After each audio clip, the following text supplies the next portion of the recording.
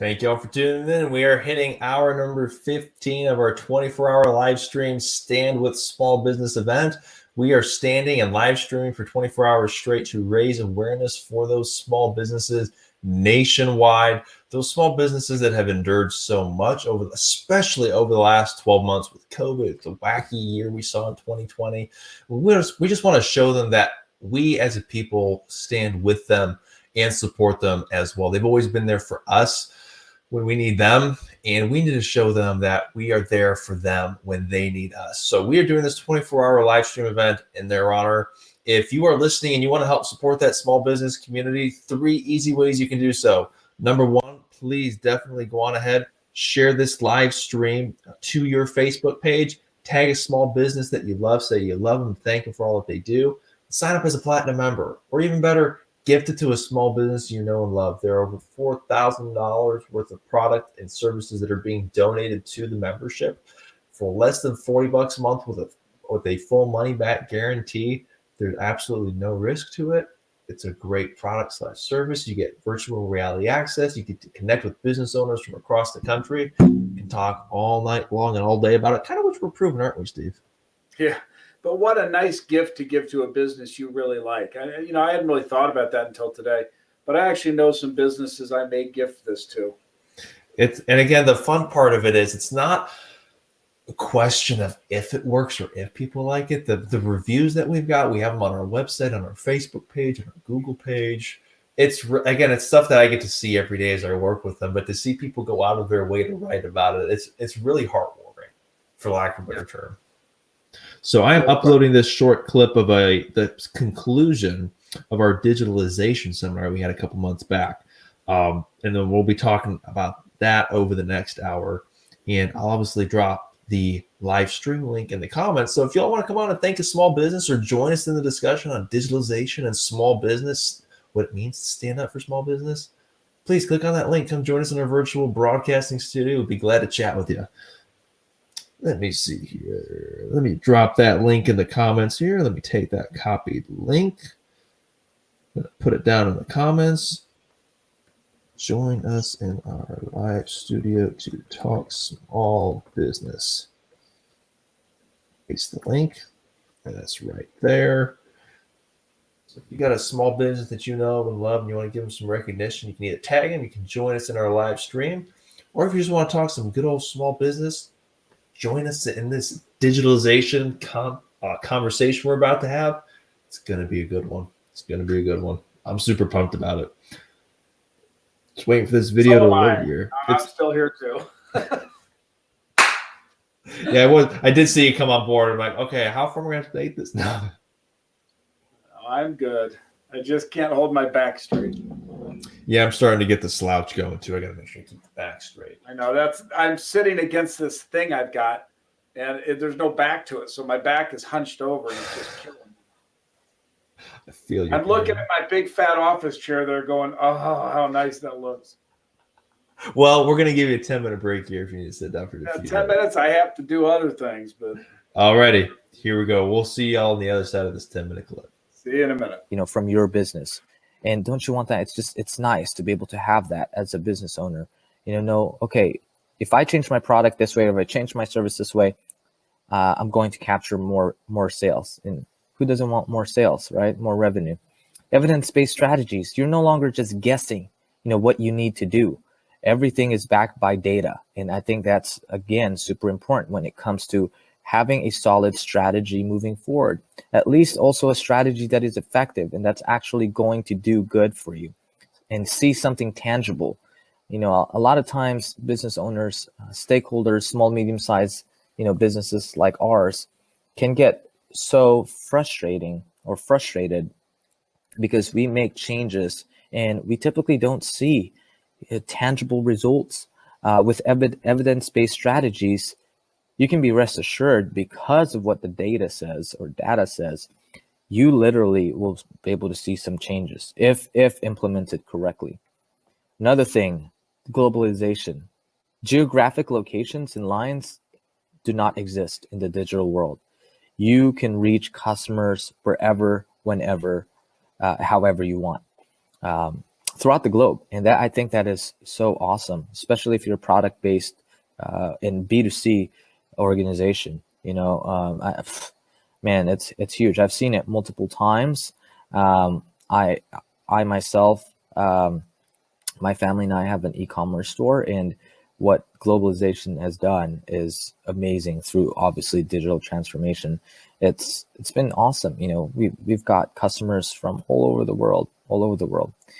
And then revenue growth at the bottom, at the end, at the end of it, we want to affect our bottom line positively. And, this is going to, as small and medium-sized business owners, this is going to have ramifications for not only our families now, but for generations to come.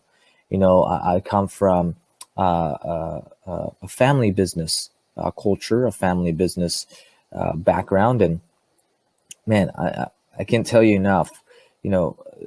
It's so important that we take care and we steward, what we have now, because it can be passed down from one generation to another. And I have some friends right now that are fourth generation business owners, that's been passed down within their family, and they've just grown throughout the years, and digitization can only propel that, can only catapult it, can only accelerate it.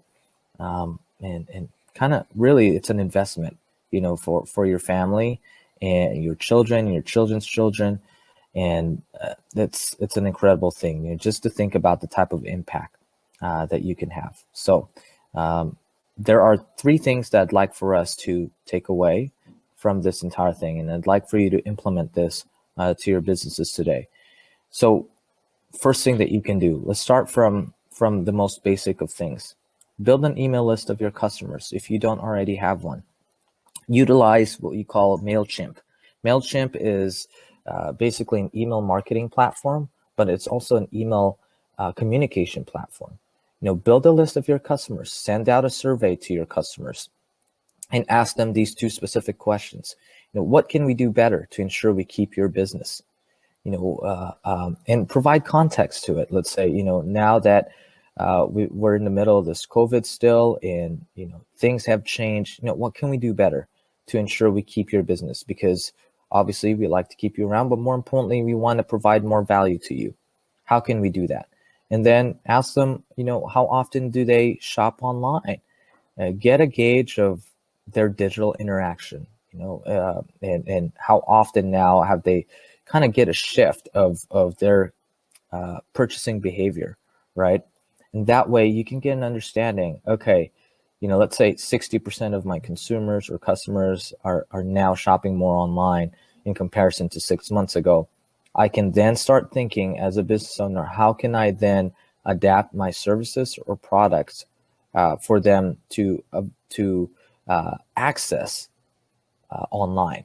And so, again, these are just some basic questions that you want to know that you can start off with. And then last, but certainly not the least, develop a plan, seek help, and execute. That's a typo there. You want to be able to develop a plan, seek help from, an expert or someone who's implemented digitization before, and execute. Make sure you get the entire team in place. Make sure that you have their buy-in, and once you execute, don't hold anything back. Kind of go all in and see what can happen from it. But again, the entire goal is to benefit your organization, increase your revenue, and at the same time protect your margins. So that being said, that would be a conclusion of our time today. Thank you, Chad. That is absolutely incredible content. It's very much like information overload. Kind of speaking from like the small business side, it feels like one of those things where, well, first and foremost, thanks for simplifying it down to three things that we can like do with everything we learned today. There's so much data in there about digitalization. But one thing I do want to ask you about, because we still have a couple minutes here. Sure. The customer journey. I think a lot of small businesses have an idea who their customer is. Some don't, but I think most have an idea. How would a small business go about create? And I know it's a very detailed question, but from a 40,000 foot view, how would a small business begin creating a customer journey map? Because that's integral to understanding a customer and the whole purchase process. Yeah, that's a great question, John. And thankfully, we have this awesome tool called Google Search.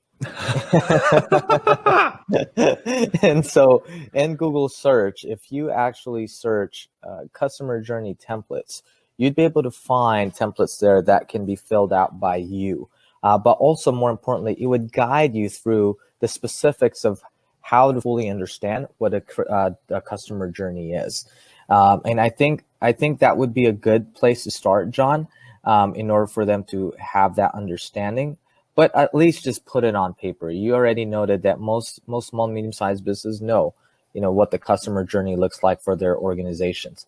But I think it plays a different role as you start thinking about digital transformation, because now you're able to put your own thoughts, but more importantly, strategy, behind what the customer truly goes through as they go through your, interact with your brand. And that's the most important thing, is capturing or investing value to your customers as they interact with your brand throughout their brand journey with you. I think that's a huge point too, not to go off on a tangent, but when you're talking about interacting with your customer base, you need to understand who they are, what they're doing, and where they are. And to your point about digitalization, we were already on the road to total digitalization before COVID, but when COVID hit and everything started shutting down, it was like a light switch flipped, and immediately everything went 100% digital, 100% virtual. And having a good understanding of the various touch points that you can get with your consumers through by creating that customer journey map, it's huge. It's a huge assistant. Yeah, absolutely. And here's another thing that we need to be cognizant about as small, medium-sized business owners is, typically word of mouth is where we get business from. And if you increase the value that you can have within a brand, I mean, word of mouth will directly be affected in a positive way. It's like, hey, business so-and-so has now integrated an entire digital platform to make it easier for us to interact with them. Man, I'm going to tell my friends about it. And it'd be easier. You kind of integrate digital communication via email, social media, things of that nature, but also, in person, still, you kind of have that kind of Zoom interaction still, right? And so it's super important that you'd be able to capture that on a digital basis. Absolutely, 100% agree. Chad, I cannot thank you enough for taking time out of your day, for sharing your perspective, your insights on digitalization. It's something that, as you clearly outlined, it's incredibly important for small businesses to get on board with, so to speak. And I just want to say thank you so much for taking time and sharing your knowledge and insights with us. We all truly, truly appreciate it. John, thank you. It's an honor, and you're very welcome. Look forward to interacting and seeing, your organization grow as well. Thank you, sir. You take care. Stay safe, stay blessed, and we'll be in touch. You as well. Take care. Bye-bye.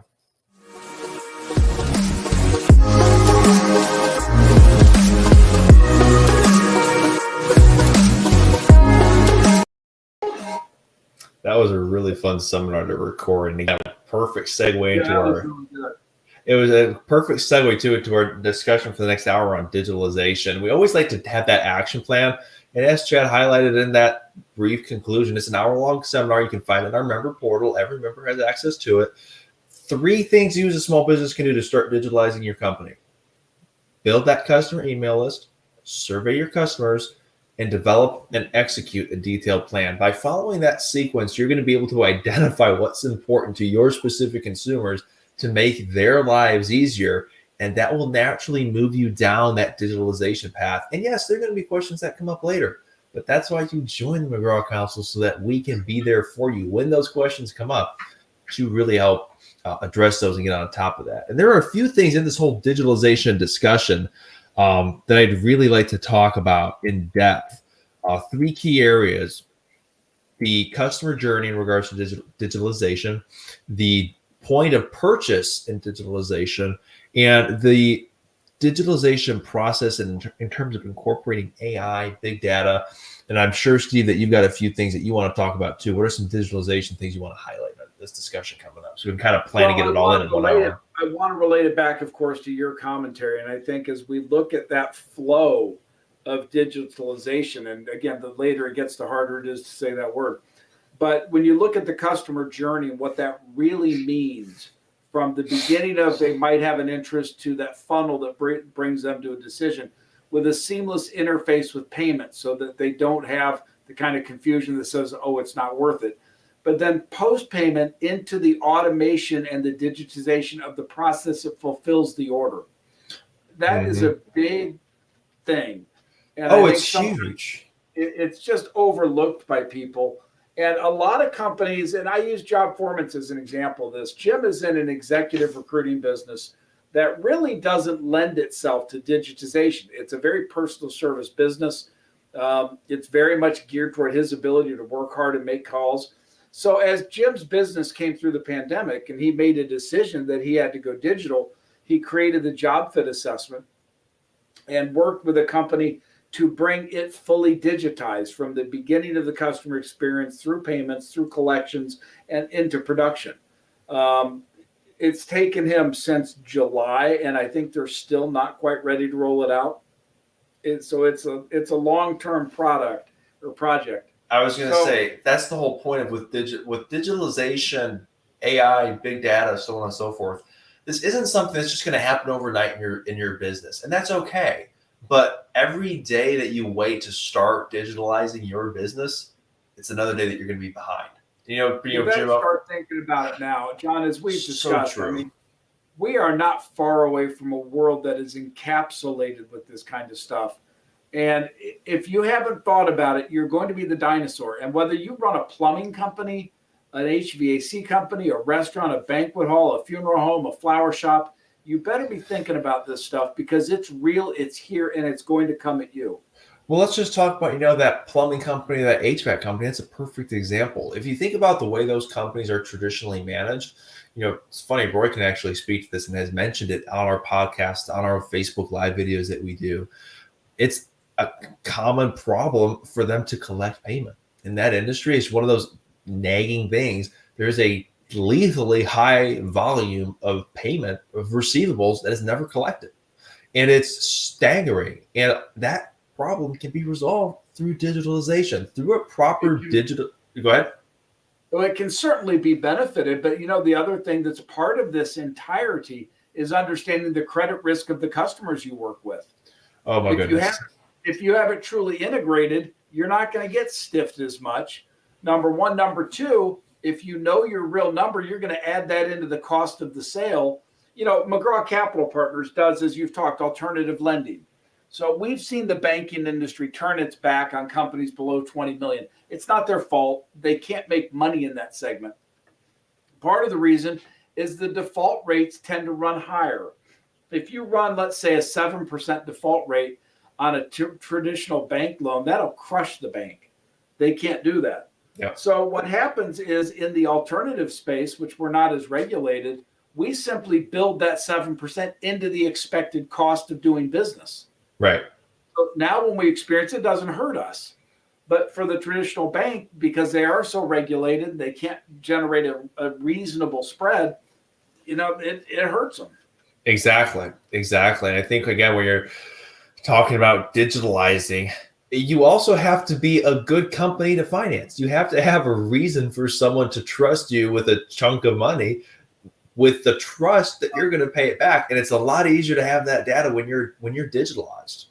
It is a lot easier. When we talked earlier about the need for people to produce decent financial statements and pro formas, unless they've gone into a digital world to some extent with their accounts, they're not going to have it. Mm-hmm. But there's so much, again, that we could talk about because we went through last hour the laws of stewardship, right? Mm-hmm. One of the problems we have in our society today is a movement by the legal system to be very pro-debtor and very anti-creditor so that people aren't repaying their debts. It's not to divulge into a go ahead. So high because people just don't pay the stuff. Not to get into a non-small business topic, but I studied economics in college. I enjoy the whole discussion. When you're talking college debt and stuff, the best way to solve it, how about we start by paying the debt back? I mean, Well, it you is a took small business issue, though, because that's why they're raising taxes on small business. That's why they're raising regulation on small business. When you look, for example, in New Jersey, they tried to outlaw the merchant cash advance products because the government said those are usurious and they're not fair. You know who screamed about it? The small business community and said, if you take that away from us, what do you want us to do? Go to the mob? I mean, it's so funny you bring that up. We actually just had a member this past week, last week, excuse me, reached out to me, gave me a phone call, said, "Hey, I got a mismatch in my receivables. Can y'all help me out?" Those, to your point, that's a real issue that small businesses have, right in that demographic, less than 20 million in revenue, 50 employees. by the way, was Sprout able to help them? Because we couldn't, I know. I think what happened in that specific situation was that McGraw Capital is working on taking that to a variety of alternative financiers to see what they could do. That's the last I heard about it. All right. I haven't had a chance to follow up with McGraw But Capital. anyway, John, going back to the whole digital and digitization thing, I think every business, large, small, and intermediate, needs to start realizing that the world is going virtual, the world is going digital, and the world is going AI. And you better be on board with it one way or the other. So if you're running that HVAC company or that restaurant, you're going, this doesn't affect me, please talk to us. Please get in our mailing list. Get up to date on this information. It's going to come after you. It may be 3 years from now, 5 years from now, but it's coming after you. And if you think, well, I'll just sell my business before that, no, you won't, because no buyer is going to touch you unless you're set up for this stuff. And it takes about 3 years to prepare your business to sell. Really does. So even the small restaurants, if you say, well, we run a little restaurant, it's a family-owned place, we don't need payments, we get paid in cash. I get that. You have a good restaurant, but you better start thinking about down the road. You better have digital advertising that's strong and AI based. You better have delivery systems for carryout that can adapt to a new environment. And you better have some kind of payments and inventory control that minimize your cost. For sure. One of the interesting things too that Chad talked a lot about in the full seminar, the full hour-long seminar, was the whole customer journey. How does your customer become aware that you even exist? More often than not, in this day and age that we're in, it's probably going to be in that digital space, that digital/virtual space. How are you going to be able to move your customer from awareness to where they first hear about you to where they'll actually give you a little bit of an initial consideration and they'll actually read your about section on your Facebook page or on your website? At that point, you're going to have it strong enough to where they're taking the next step and they're saying, okay, I'm actually going to seriously look at this, where they start looking at what your product or service is about, the financial implications, so on and so forth. Then there's the purchase decision. And this is a really cool one. I think there's a McKinsey & Company study out there that says I think it's right about 73% of consumer purchases are made on a mobile device. So what that means with a small business, consumers are purchasing your products and your services on their phones and tablets, iPhone, iPad, so on and so forth, on those mobile devices. What are you doing to make sure that your small business is easily accessible on those mobile devices, and also so that your products and services can be purchased easily on those mobile devices? Because if it's a pain to purchase your product or service, even if it's a great product or service, you're going to create an obstacle, a barrier for that consumer to purchase from you. And that's the last thing that you want. If it's not an easy purchase, people aren't going to follow through on it. John, I want to come back to what we were talking about earlier. Any business that's worth being in has competitors. Yep. So if you're sitting here, company A, and your competitor over here is company B, and they know how to digitize their marketing, guess where the people are going? Company B. Because they're the ones Google's highlighting. They're the ones Facebook's highlighting. They're the one that the social media engines and algorithms are going after. And if they've got that seamless interface from the experience to payments to collections to processing, their people won't leave them. They'll stay there. You have to get in that space consciously. Absolutely. Again, there's no magic here. It's not like you can say, oh, well, you guys have the magic bullet. No, but we can help begin you down a path to digitize your experience so that you can compete. The life cycle of a business is very much a journey. It's over an extended period of time where you have startup phase, you have growth phase, you have maturity, you have peak. And then, a lot of times you'll see a little bit of a downfall or some plateau or something like that. And sometimes a rebirth, so to speak. But again, you incorporate digitalization into that because this is a process. We're moving towards that as an economy. As consumers are favoring their time. I'll tell you another one I'd love to talk a little bit about too, especially with your experiences and everything. Customer relationship management. I mean, we talked about it earlier with Roy a little bit. It's 7 times more expensive to acquire a new customer than it is to retain an existing one.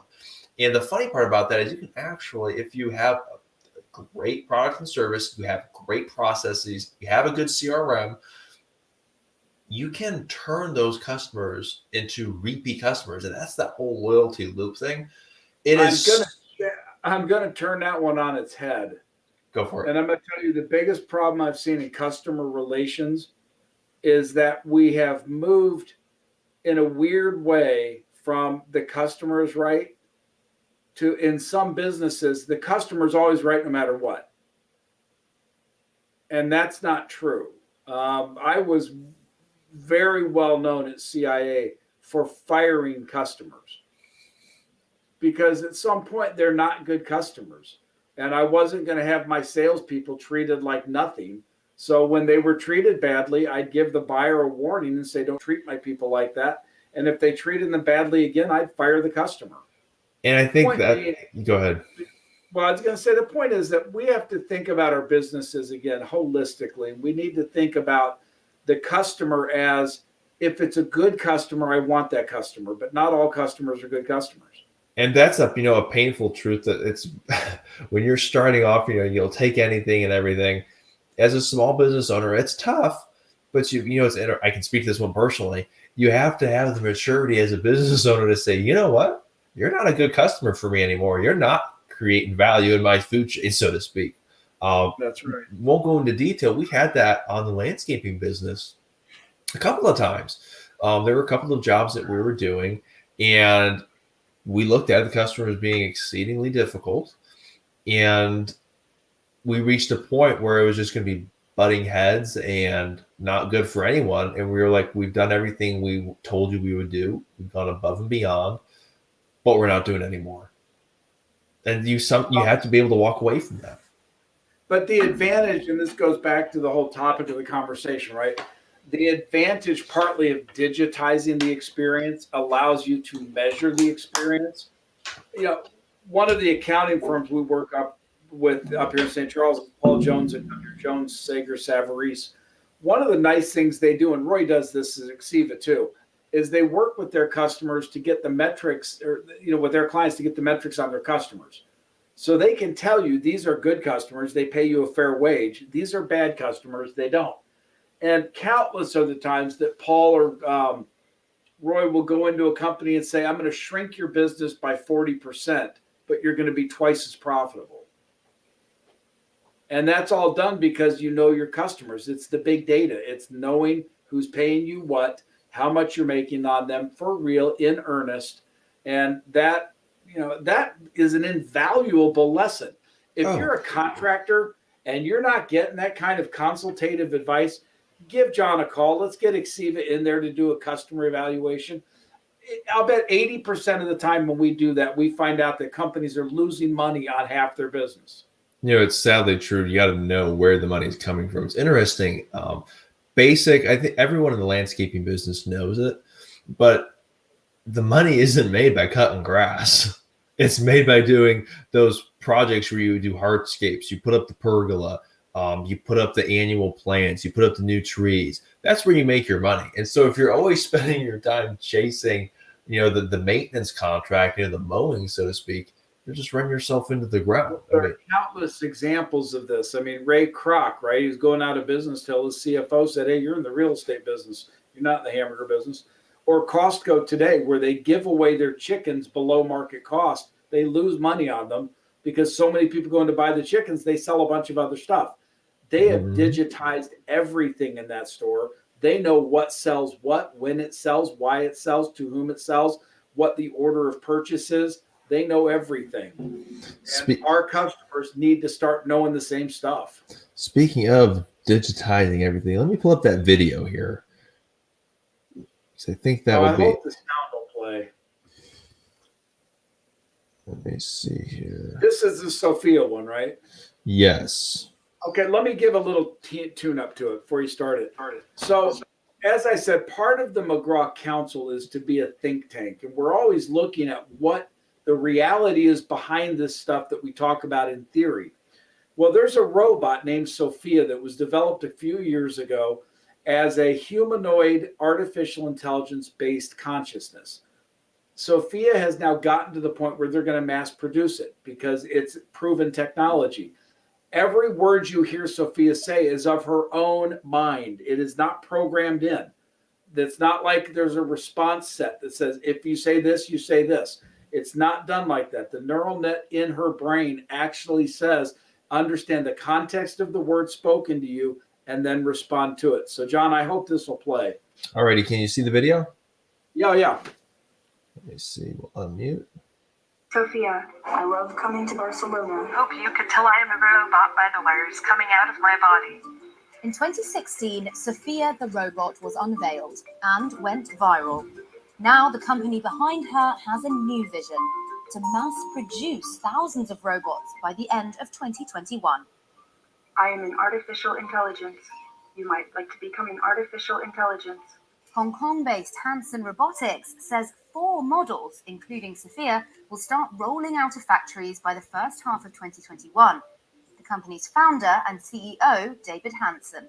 We are just now mass producing Sophia. This is Sophia number 24, and many of my previous robots were hand built. However, now we have begun scaling the manufacturing of Sophia so we can make hundreds and into thousands of units of Sophia, and use this also as the foundation for many other kinds of characters. How did you feel when They created her to promote human-to-machine empathy and compassion. She's appeared on late-night shows and the cover of fashion magazines. Sophia was even given legal citizenship in Saudi Arabia and appointed the UN's first non-human innovation champion. Her new role is in the healthcare sector, taking temperatures with a thermal camera on her chest or leading morning exercise with the elderly. Social robots like me can help take care of the sick or elderly in many kinds of healthcare and medical uses. I can help communicate, give therapy, and provide social stimulation, even in difficult situations. Researchers predict the fallout from global lockdowns will open new opportunities for the robotics industry. Good. So they emulate the human form and figure and interaction. And then that can be so useful during these times where people are terribly lonely and socially isolated. And people need to be isolated from each other because to be around people is dangerous these days. But these robots can keep people safe from danger while still providing that kind of human warmth, that human connection as a telepresence device, and also as autonomous extension of human expertise. Hanson Robotics is launching a new robot this year called Grace, developed specifically for healthcare. Other big players in the industry are also taking note. SoftBank Robotics' Pepper robot was deployed to detect people who weren't wearing masks. In China, robotics company CloudMinds helped set up a robot-run field hospital in Wuhan.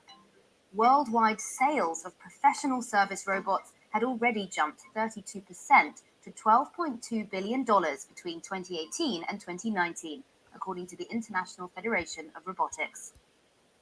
My forecast for 2021 would be selling into thousands of robots, both large and small, and helping people in education and healthcare, and really hopefully touching the hearts of people to inspire them for a future where machines might become our friends, our true friends. They might become alive. And I think that that relationship becomes really important. 2021, I think, is the beginning of a very positive future. High five.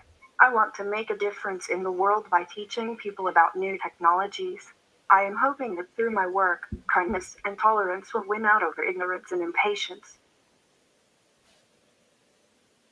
So, John, you can't say that doesn't stimulate thought.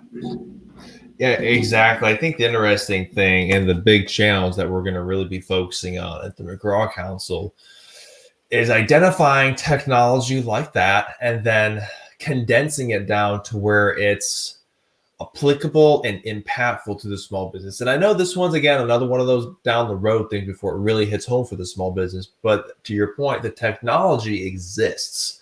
It's a question of when it becomes mainstream. Well, and let's not, again, we talked earlier about the scale of small. When we're talking companies up to 20 million, if you're running a manufacturing company at 10, 15 million, this kind of robotic technology could be useful for you next year. Again, the idea of smart carts doing, which they're already using a lot of this stuff, but the advancements in robotic technology will help those small businesses increase productivity significantly and reduce costs. Productivity, improved efficiency, reduced cost, reduced overhead, and that goes back to the whole theory. If you take out a huge chunk of the labor force. So again, I agree. John, when you talk about the basic B2C businesses, we talk about of the restaurants, small retailers. I get they may have a few years here before this comes crashing home, but that the small is still around 20 million ish. So you go in that 5, 10, 15, $20 million range. These kind of robots will be able to do things for you. Especially, we have people in home healthcare. We're not far from being able to send these robots into home healthcare. And that's going to get into a really funny component if you start bringing artificial intelligence and things like that into the service side of things. That's exactly what that's about. They're shipping out thousands of those Sophia robots to healthcare companies. So then a lot of that small business manufacturing focus, the purpose would be to serve that robotic AI. Well, it could be, or it could be to use that robotic AI to serve their customers. If they're a healthcare company, maybe they're buying it to do their in-home care. I don't know where this goes. I can just tell you that again, the McGraw Council's purpose as a think tank, we would be neglect if we didn't look at these kinds of technologies and say, this is coming home. And that's, again, the kind of setup that we have. The think tank, the parent company, identifies those technologies, those trends, those patterns kind of headed our way that will impact the small business. Passes it down and says, hey, this is coming down the pipeline. Might be here tomorrow. Some of it will. Might be here in 10 years. Some of it might be even longer. But then we can identify the application components in the membership and say, here's where the rubber meets the road. Here's where it's important to you. Yeah. And that's where it gets really fun. So these technologies are real. They're not scary. They just are. But we have to understand, I want to bring it back to the whole digital thing. Every business needs to understand the overwhelming confluence of digital technology, virtual technology, AI, and it's all coming home. And it changes the way we do business. It changes the way we produce, the way we distribute. That goes back to everything we've talked about over the last 15 hours or so. And certainly the way you market, because you've got to tap into the big data sets to know. Again, we talked about this video, and I strongly recommend people watch it, called A Social Dilemma. And it's a video that's a documentary about the dangers that have evolved in Facebook, Google, Instagram, not because the people there are evil and started out with evil intent, but what we did in those instances inadvertently is turned artificial intelligence on us. And the AI systems have rapidly learned who we are and how we behave. They know more about us than we do. I mean, and to your point about, using AI to your benefit, it's also part of what makes our lives way easier. I mean, the whole concept of AI is that you're going to be displayed, an ad will be displayed in front of you with what you need or what you want based upon your search, based upon where you spend your online activity. And it saves you the time that where previously you'd have to go do research to find what existed. Now it pops up in your newsfeed. And so again, there's a lot of talk about auto drive cars. One of the models that is being tested is to have an auto drive car that you can call up to your home at your disposal. So you need a car, you punch a button on your phone, a car shows up. It's automated, so you don't need a driver. Yeah. It's just a car with a couple of seats. So the question was, who's going to pay for that? Well, the answer is just like in the model Facebook has, advertisers. Because while you're driving to the grocery, you're being fed a constant diet of ads that are designed to attract you. Precisely. And again, that's where it gets real for a small business. If your prospect or customer is in that car, find a way to get the ad in the car. And understand this is coming. So do you need to, most of what the council does is tangible. It's stuff you can take away and do tomorrow. This kind of stuff that we do at the think tank is much more 3, 5, 10 years. But start thinking about it. Get involved in the discussion groups at McGraw. I mean, this is the kind of thing that makes for a really great roundtable discussion. Let's pull the members together and say, how do we think this will affect us? Absolutely. It's real, it's there, and it's coming. Again, I could show you all kinds of interesting new technologies. If you look at smart glass, real solar technology, real stuff, not the residential stuff you get today, but the real stuff that's coming out of the labs, the nature of, again, this fusion change in this massive change in fuel costs and in battery technology, where we'll actually be able to power these robots for days, not for hours. So true.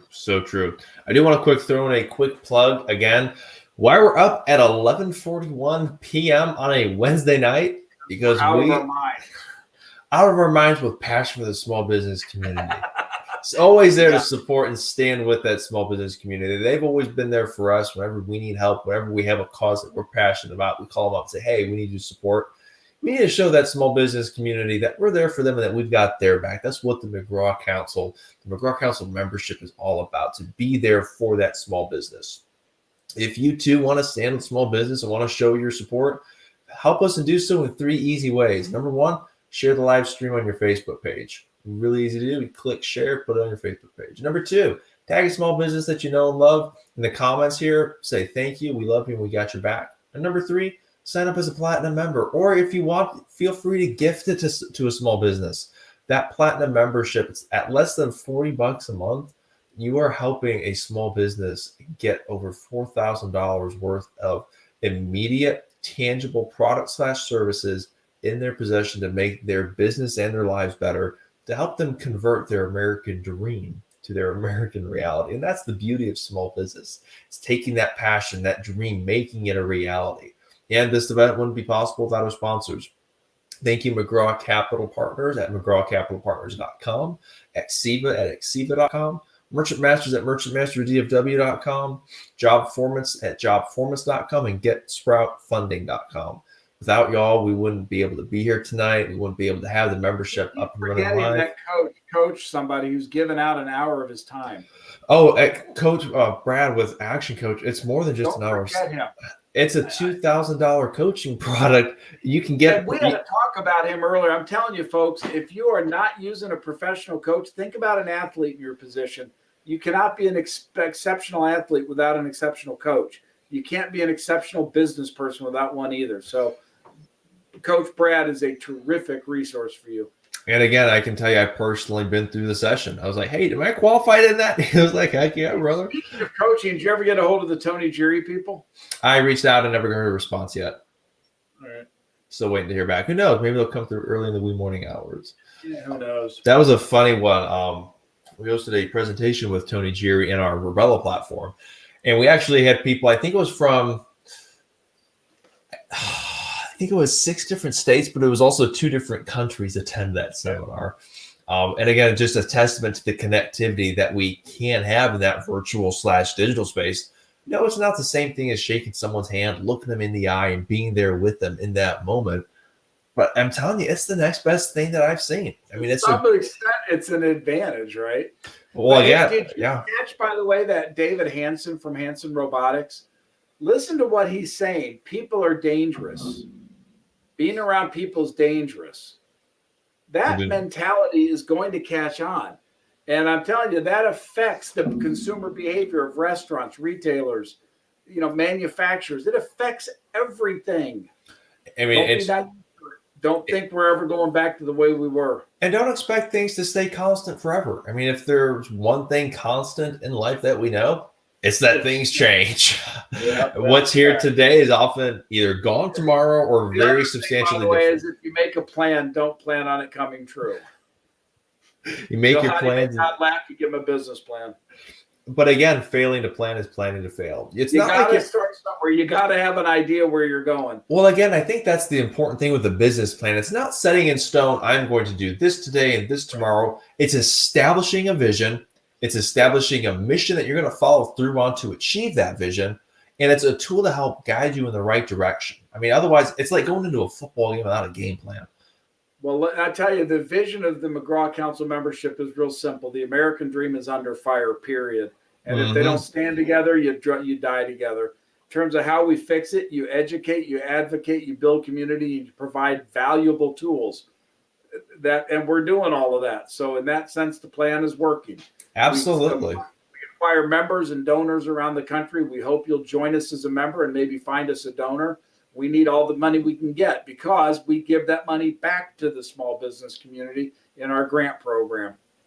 That's something I'm super excited about. We'll be able to go to those businesses that got burned by a wildfire, that got destroyed by a hurricane, wiped out by a tornado, and say, hey, you had a legitimate business going. That really wasn't your fault that it got destroyed. Here's a little bit of somebody cash. said to me, well, I think it was one of the people who called in said, or was on our show saying they gave $20 to a business. Yep. They didn't know if it would help. Sometimes it's not about the money. It's just about letting them know that you're there. The McGraw Council gives a couple $100, $1,000. It may not change the business finances of the company, but I'll tell you what, it means a lot for these companies to know that they have people standing behind them who care. For sure. There's something to be said for knowing that someone's got your back, that true advocate ally. And it's, I mean, we talk about, one of the common things we see with small business owners, it's so easy to feel alone in that business ownership, like you're on your own island, so to speak. We want those business owners to know that they're not alone. They have an ally, they have an advocate, and we want to bring those like-minded small business owners together because we are truly at 30 million of us. If we stand as 30 million different people, we can be picked off one by one. But if we stand together, way, in terms of coaching again, you know the old phrase, it's lonely at the top. For those of you who run a business, it should be lonely at the top because you can't share your problems with those people downstream from you. That's why you need a coach. That's why you need people at your level who you can talk to about the issues you face instead of going downstream in your own company because you can't share it with them or you lose your authority. Exactly. And that's where it goes back to having that strong support group. You're supposed to have those people that you talk to, but to your point, it doesn't go downstream. Yes, be open and honest with the team and all that stuff and all that. But it's kind of like the old military thing. You never complain down, for lack of a better term, whatever the exact terminology they use is.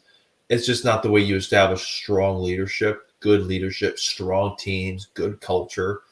You have to have those other people, usually a third party that you can talk to and be open with. And as the saying goes, be vulnerable with. 100% agree. 100% agree. The whole digitalization topic, I think, is fascinating from the customer journey to the process of business operations.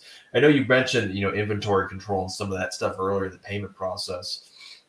It's something that you can really integrate and save massive time. I mean, I know I mentioned it earlier. There are a couple of businesses that I know. They like to clock in early and clock out late, manually print everything out, manually enter all the sales, literally thousands of transactions. The problem with that isn't just time, John, as you know, it's accuracy. Exactly. You talk about an opportunity for employee fraud? Yep. By the way, how you feeling? I see you leaning against the wall. My feet are starting to feel a little bit. I feel good, but my feet are starting to feel it just a little bit, if I'm being honest. Just a little. Mine are feeling it a lot. I got to underplay it. Can't ever fully expose it. I've been leaning for a long time. Just taking a little breather, take a little stress off the feet, a little stress off the spine. And we're coming up to midnight with 8 hours to go. We're on a downhill slide. We certainly are. The hard part for the next 8 hours, I honestly think, John, is going to be for us to keep coming up with interesting content.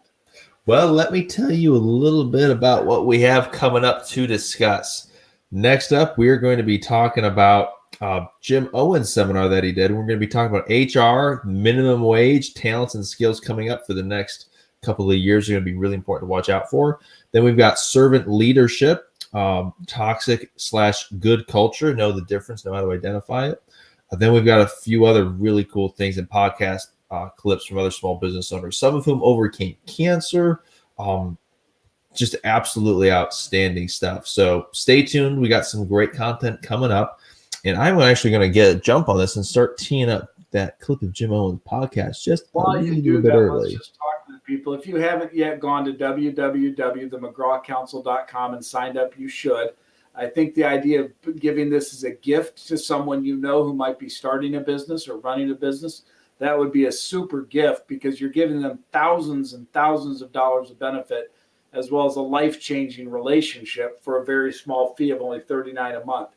The fact of the matter is you won't find a better value than this anywhere. And we've structured it that way because we are out to change the dynamic of small business in this country. We believe in small business. We're bullish on it. We know that in order to make a change, we just have to give the best knowledge, the best advocation, the best community, and the best tools. And we're working on that as hard as we can.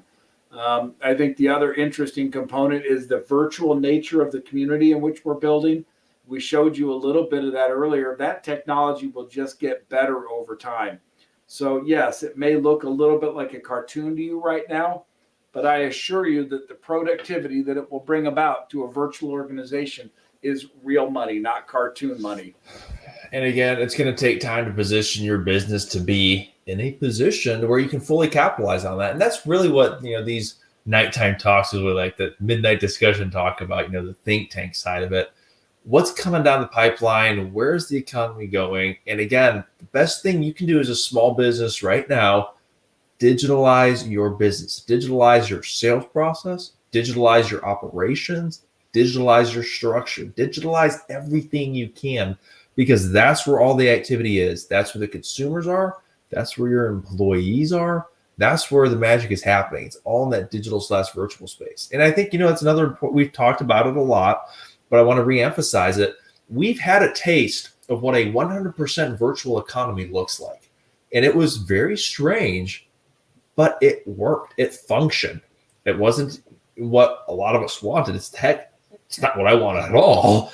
But the point is the economy can move forward when it's 100% virtual. In that virtual environment, what do you as a small business owner need to do to succeed there? And obviously it's going to depend upon your situation, your industry, your future plans, what you want to do with your business. Are you looking to exit within a year or two? Or are you looking to be in this thing for another 20 years? Because that's obviously going to require a little bit of a tweak to the game plan. But again, the best thing you can do now, start digitalizing your business. And as the digitalization guru we had on earlier, I'll say you can start that in 3 easy steps. Build a customer email list, because then you're going to use that to survey your customers, find out what makes their life easier, and then you're going to develop and execute that detailed plan. And in that process, you're well on your way to digitalization. Again, it's a process. It's almost like a lifestyle, like a Kaizen type thing, continuous improvement. That next step in the business improvement cycle, digitalization. It's a really good one to get on board with. It'll improve productivity. It'll improve efficiency. And if you do it right, it's going to make working with your business, buying from you, easier. It's going to make it a more fun, a better experience. And especially as of late, it's all about that experience for the customer. John, it's interesting. I sit and I listen to you talk, and I am just glad that I'm part of this. I think the content you're providing is tangible and real and thoughtful. You talk about thought leadership. You talk about where these companies are going. For $39 a month, no one is going to get this kind of content and thoughtful leadership. No one. You look at a McKinsey relationship, that's several $1,000s a day. You look at a KPMG relationship, it's several $1,000s. Go look at Harvard Business Review, that's a few $100. Look at the Wharton Review. All these magazines are a couple hundred. Go look at a networking event. They're $600, $1,000, $2,000. Go look at coaching. It's $600 a month, $800 a month. What we're doing here is different, and it's different because we believe in small and we want small to thrive. We can make money on it. That's not the bad issue. We have enough digitization of our own that we have low cost structures. Yep. But we need you to step up so we can support other businesses. Use our 501c3 to donate money to those businesses in need. We need you to step up. Go to the McGrawCouncil.com right now. Sign up as a platinum member. Make a donation. Gift a donation to a friend or family member. Either way you cut it, we want to have you on board. We want you to help us help the brethren in small business so we can stand together in a challenging time. Amen and amen. You know, it's kind of interesting. One of the things I always like to look at before I recommend something, it's kind of like the smell test, so to speak. Is that something that I would commit to? Is it something that I would partake in? Yep. And I looked at that as we got this going. Is this something that I would be willing to commit to? I mean, it didn't take me long to realize it wasn't yes. It was heck yeah, absolutely. When can I start? To be you able can pull off that mission of educate, advocate, community, and tools, then you've got an invaluable resource, and you got all four done. Exactly. And then you throw in the opportunity to meet other small business owners from across the country, get to network, build camaraderie with them, and a kind of a cool little platform. I mean, it's kind of And like, a very unique platform. extraordinarily. It will be done in 5 years. Everybody will be doing it. But right now, we're the only ones doing it, and it's a way for people to dip their toe in this technology. And I think they ought to do it. I think they ought to get used to it. Well, absolutely. And again, I always like to look at things in terms of risk reward. What am I risking to achieve the reward? How about a zero risk money back guarantee for 30 days? Give it a shot. If it doesn't exceed your expectations, file that and get that refund back. Didn't lose anything. And again, it's one of those things. I'm excited about it. I'm passionate about it. I have not seen a group like this ever. And I am super pumped just to be a part of it. I mean, we're not even telling them about the more exciting stuff that's coming down the pike from us. My goodness. No, there's some fun. I won't go into detail, but there's some fun things in the think tank that it's coming. Stay tuned. Stay tuned. It's going to be a down the road development, but it's one of those future things that is coming. You can see the train lights coming down the train tracks. So start preparing for it. You got it. 100% agree here. Got a few more minutes. You know what? Let's give another shout out or two to some of those local businesses that we love. Let me look through some of the favorite ones. You know what? They were on our podcast clip earlier. I'm going to give them a shout out. Dr. and Nurse Baker, husband and wife tag team with the retreat. Shut off all my lights. Hang on. My house has smart lights. So that's what happened. Yeah. So somebody shut off my lights. That's awesome. Though the live streaming issues of going on our 16 or 24-hour stream. We're coming up on 67%, by the way. Kind of a fun achievement. Let me quick go tag this small business. I feel like I'm on a long drive and I have 8 hours to go. I'm not really tired yet, but in about 2 hours I'm going to be zombied. I was going to say that's when it's going to get real interesting. I'm cracking into that second energy drink. I'm going to go grab a little food here in a minute, get a little bit of that sugar buzz going. Be ready for another round. I don't want to rely too much on you to carry the water here, but coming around that 3-4 time, I don't know how much voice I'm going to have. We'll find out. That's where we're going to take team at Rocket On Strong. That's right. A quick tag this business. Let them know we support you all the way. Got that rocking and rolling. Anyway, it's at the Retreat of Sort of and Aesthetics in Rockville, Texas. A husband and wife tag team, own a small business, got it going. Had that small business entrepreneurial bug. Got it going last year. Less than a year into it, COVID hit. And somehow they are not only surviving, but they're thriving. We've shared their podcast clip earlier, some of the things that they do, watch out for, decisions that they make, how they make those decisions. But good people, a solid small business for sure. Solid small business. We are here for a matter of seconds. I'm excited kind of watching this clock here, hitting hour number 16 officially. We're going to play a 10-minute clip here. And actually, I'll confess I messed up the order of the presentation. Next up is business networking. We're talking about, HR, $15 minimum wage arguments, talents and skills that we might be seeing in the workplace, things to look out for. Sure to be good stuff. Got a lot more great content coming down the pipeline. These last 8 hours are going to be something else. It's a pleasure. And we officially hit 12 a.m. So we are now on Thursday morning. We are We're entering on the hour downhill 16. Exactly. So I'm going to go ahead and play this 10-minute video. We'll be talking about business networking outside of it on the other side. Enjoy this clip of the seminar, and we'll see you all in just a few minutes. Guide the growth hack influence here. And what this does is strategically capture thought leadership in events, organizations, or communities. And so I got to use this, and it's funny, I thought I was making this up, but then after I was doing the diagram and things like that, I can think of 2 presidential elections that were actually won using this method, and they weren't by the same party. But it was just something that I thought to do to apply that Zig Ziglar quote I was talking about of you can have everything you want in life if you'll help enough other people get what they want. So if I'm the rock star there and I was going into, let's say, a happy hour, okay, typically there's an existing center of influence that's gathered around the bar. All right, those would be the people that are always there, that are the staples of that community, and everyone goes to them. Okay.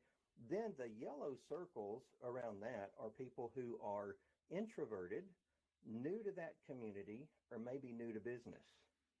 So what I started doing was I started attending these events and I started connecting the yellow circles. I would deepen relationships quickly. I would elevate my profile with them, leverage networks, build credibility, and establish community. Those are the 5 keys of the 3 million % process. I started doing that and then going deep with them, having a deep 15-minute conversation with them, but then turning around and introducing them to another one of the yellow circles. And you say, well, how do you know who the yellow circles are? Well, they're the ones standing around the outside. So they make themselves known. So I started building relationships with them and introducing them to one another, and then helping them meet other people as well. So I started grouping them and helping them build relationships with each other. And before long, I had relationships with everyone on the outside. Now, I was also building relationships with the white circles in the middle because I needed to know them as well. And then to make my process complete, I started introducing the yellow circles to the white circles and really developing the room there. I was just trying to grow my business. I didn't have a specific strategy when I went in, but when I got to looking at what I had done to grow so fast, this was crucial. Now, I started mentoring a lot of these businesses how to do what I was doing. If you look to the circle on the right, those are the 3 million % growth groups. The green circles are the people that I mentored how to do what I was doing.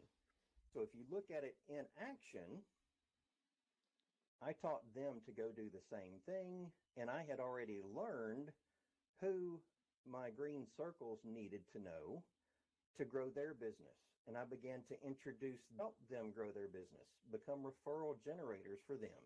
And then they started to do that with one another as well. So the green circles would go out and meet people and then cross-pollinate who they had met as to who would be advantageous to one another. Now, the more that we did this, the more that we grew in strength. And so before long, I know in Rockwall, it changed the complete culture of the Chamber of Commerce, where they were all applying this Ziglar concept of you can have everything you want in life if you'll help enough other people get what they want. So they weren't in there to pass out business cards.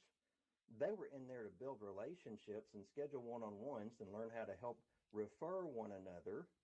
And they became trusted sources of information and referral generation in that one step. So you say, well, what about those growth groups? How do you make those work? Well, here's what they are. They're peer advisory groups where we train, implement, have accountability and community. And the idea is for the business owners, entrepreneurs, and professionals to grow their referrals, to become proficient at growing those referrals, and in doing that, they grow their profitability. So let's take a deeper look at that. They build deep relationships across a broad spectrum of industry, and then we achieve breadth through group rotation. Every 90 days, those groups rotate. They move, think, and act as a tactical team to increase the referral generation. So just like I showed you in that diagram, that's how they move. They're working together and nobody knows it.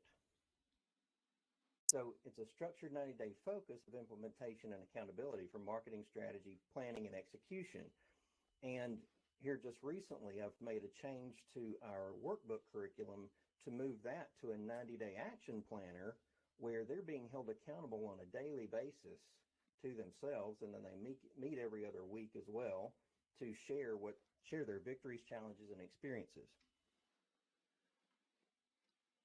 So if we maintain our mission of referral generation, creating that time proficiency to improve our profitability, we could utilize a live or virtual event funnel to prioritize the events that we attend.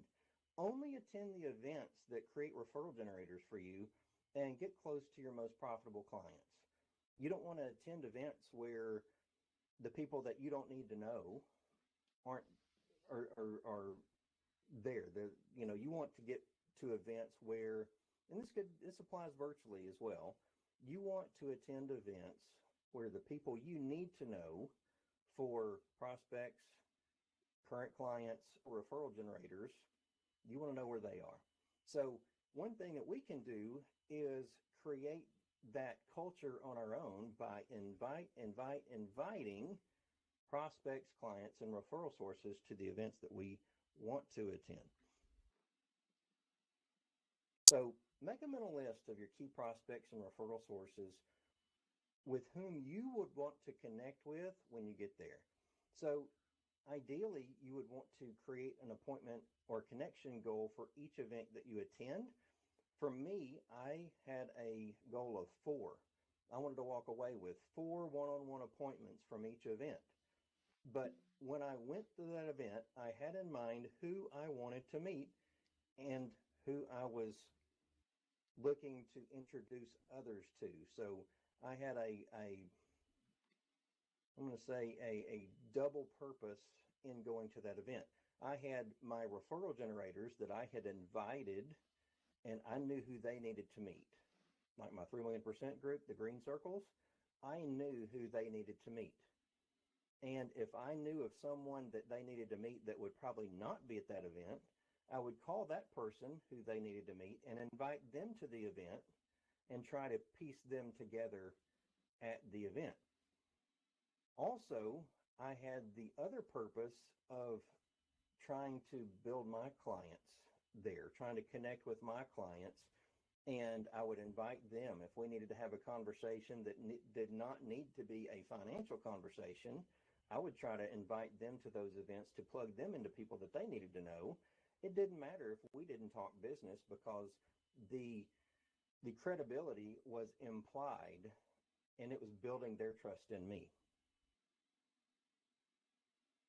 So keep in mind, we're going after referrals, proficiency, and profitability. The more one-on-one scheduled appointments I made to learn how to help one another grow, the more proficient I became. So we want to create connections and introductions for those whom we invited and apply that growth hacking influence tactic that I showed you in the diagram. Now, how do you learn more? You can scan this QR code or look at the link. I don't know how to do it. We can give that to John, I guess, and he can send that to you. So you can get a free ebook of the 3 million% book there. But if you notice, it says 5 proven keys to my success with the Chamber of Commerce. The Chamber of Commerce is the platform that I used to implement these strategies that I'm talking about. Since COVID, that's kind of become more of a challenge. And what I'm doing is rewriting curriculum to explain better how to use multiple platforms at one time. So don't be turned off by the Chamber of Commerce part on there, but this applies no matter what platform it is.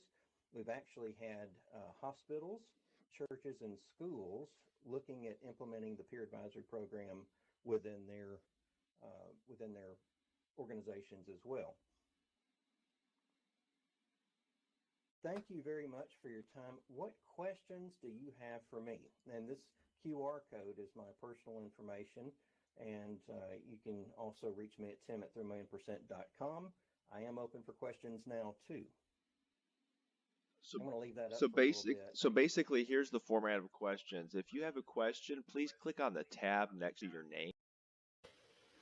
That was a really cool seminar that we hosted back a couple of months ago about business networking and building business relationships. And Tim talked about it in that presentation, but I just want to quickly go over it again. Those suggestions that he has for those small businesses, it's taking that massive action, engaging with the people, being visible, then of course virality, find a way or find multiple ways to really contribute to you and your business going viral. Let's talk about, number one there, take massive action. Tim elaborated on that, but be bold. Be bold in your small business. It's not something that it's going to happen by itself. It takes a definitive effort. It takes a definitive, pointed passion, so to speak. You have to be bold. You have to be bold and take that massive action in your business networking. When you're going out there and connecting with people, building those new business relationships, it's hugely beneficial when you take that massive action. That's actually kind of something I want to pose to you, Steve, because you're very successful career, especially in sales. When you did things like business networking, what was the general purpose in your networking? How did you do it? How did you leverage it? Well, let's realize that networking has changed a lot over the years. When I go back to my, active selling days, much more so in the 90s, you had trade shows that you went to more than just pure networking events. And the trade shows were always successful for us because we knew the demographic of our buyer. We knew who would be there. We knew the other vendors very well. And we would spend those times. Oftentimes, the bulk of the relationship was done after the trade show hours, of course, when you all went to dinner.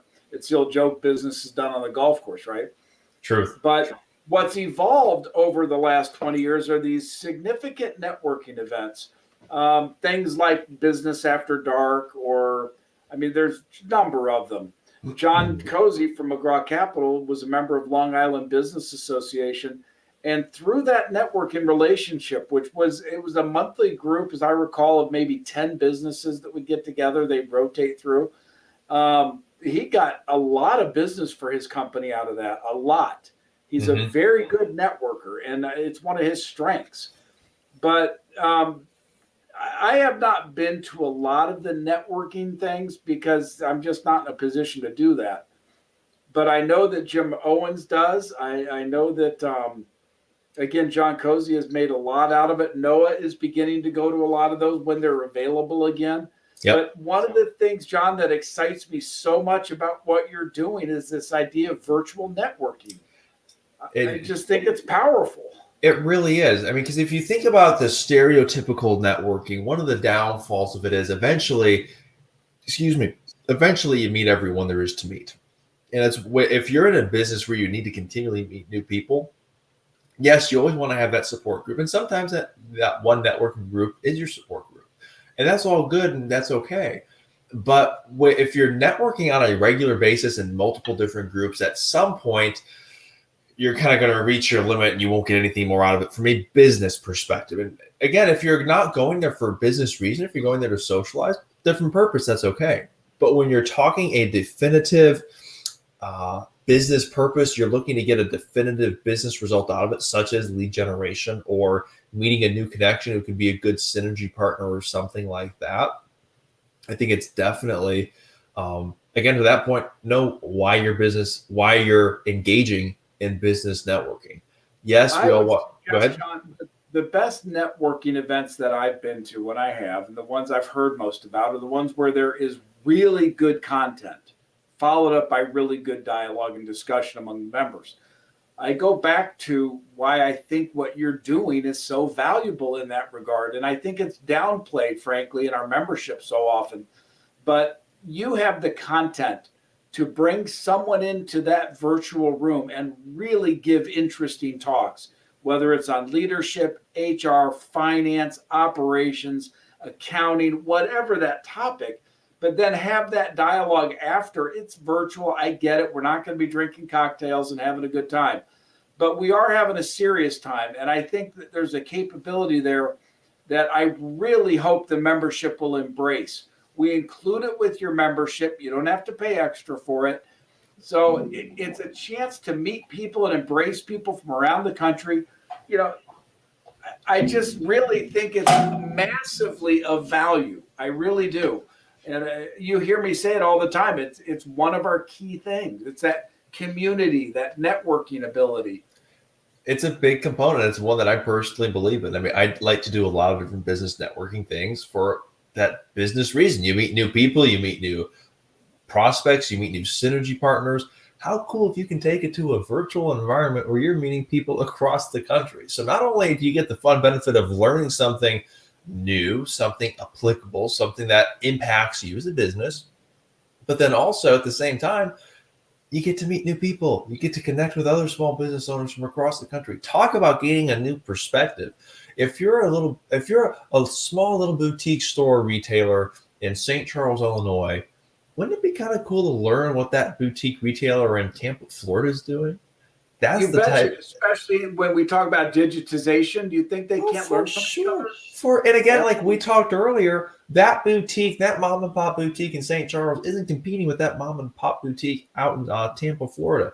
Two completely different markets, two very different markets. I mean, now's a perfect time we can, joke about it. The clothes that small business boutiques are selling up north are probably going to be on the warmer side. Whereas you dip down to Tampa, you dip down to Key West, it's going to be a little different. You're not in the same marketplace. You're competing in two different markets. And so, no, you're not sharing information like that with a competitor. It's Yep. that opportunity to meet new people, to meet new businesses. And again, talk about the people you want to network with. It's that same type of mindset. It's that small business owner that is proactively looking for ways to grow their business, to take their business to that next level, asking those questions. What am I doing in digitalization? How am I leveraging my existing networks, my existing business relationships? What can I do to make that even better still? Those are the people that you want to connect with.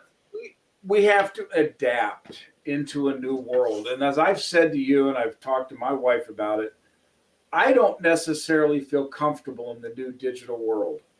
I'm old school. I want to go to dinner with you. I want to have a steak. I want to have a cocktail. And I want to look at you in the eye and say, are you on board with me? Mm-hmm. But we're entering an era now in which that will be subsumed by virtual.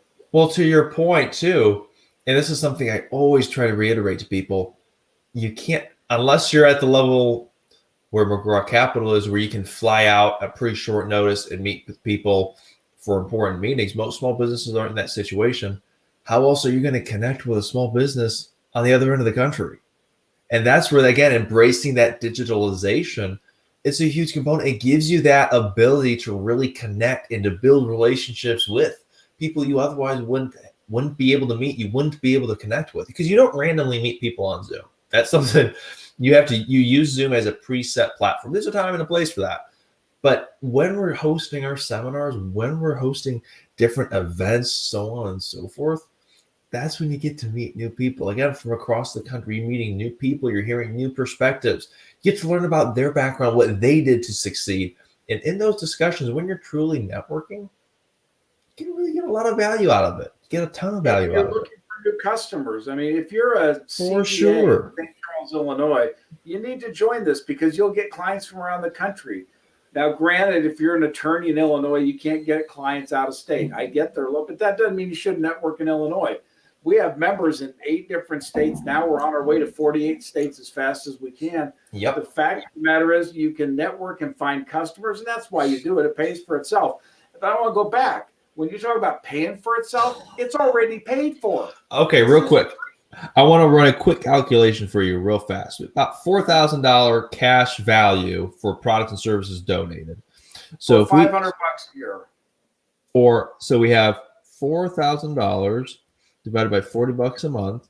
That's 100 months divided by 12 months in a year. If I'm doing the math correctly, about 8 years until you start being out of pocket value. Right. It's a tenfold return on your investment. Literally. Give us $1, we give you 10 back. What's the analogy you like to use earlier? A no-brainer? Yeah, seriously.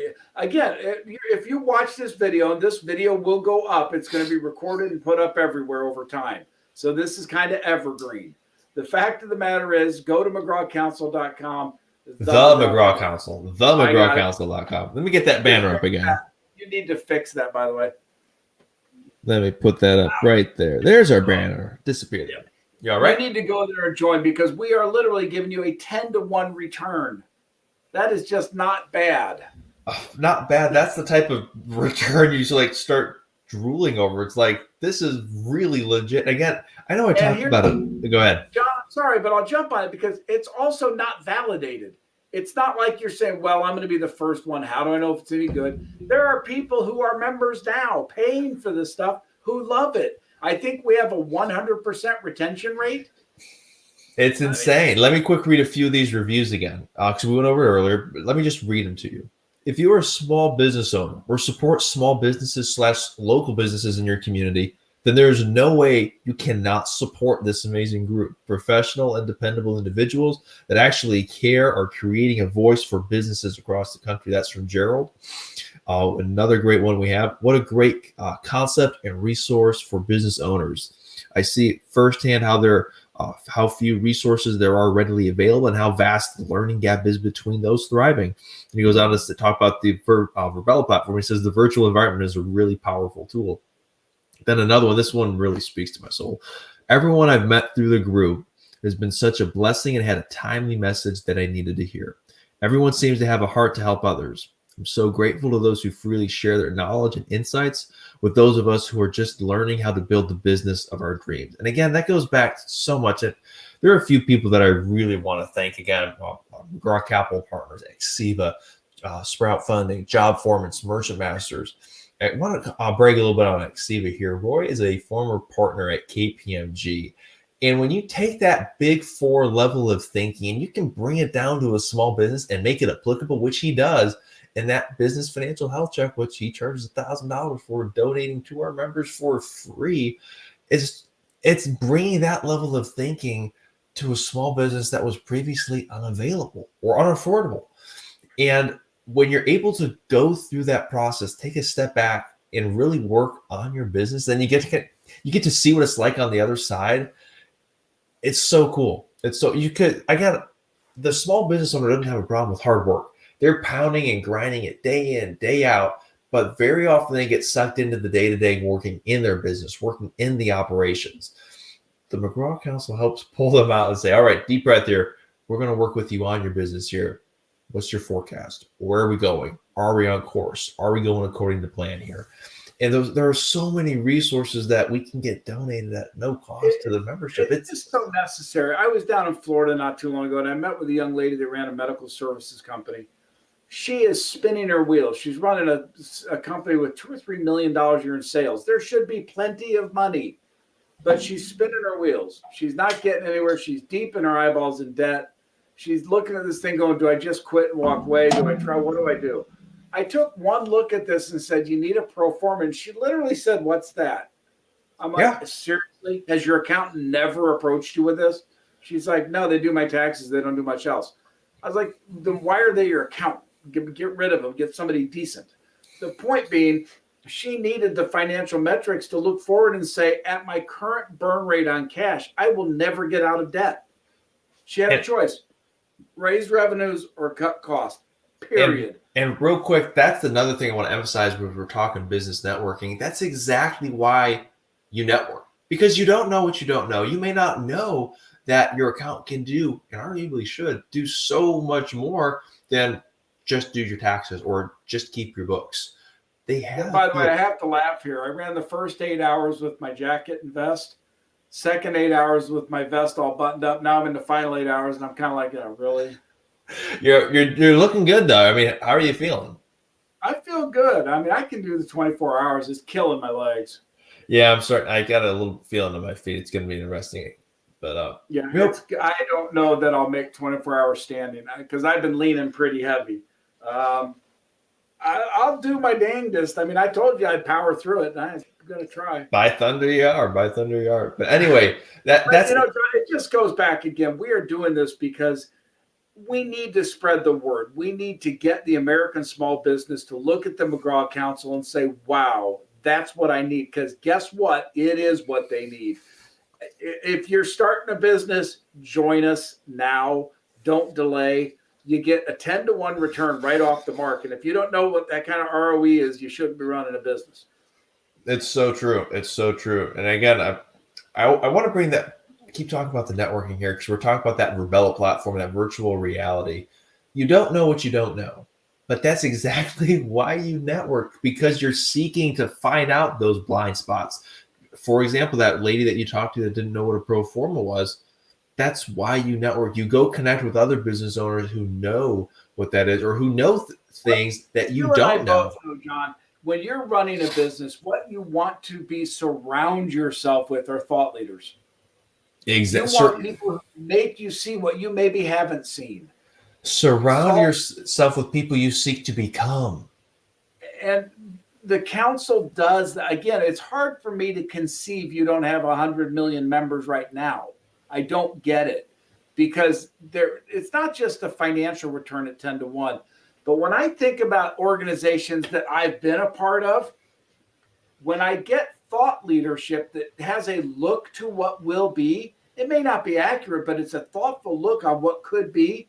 Mm-hmm. I'll pay anything for that, because it's necessary to prepare my plans to say, well, if that happens, I will respond this way.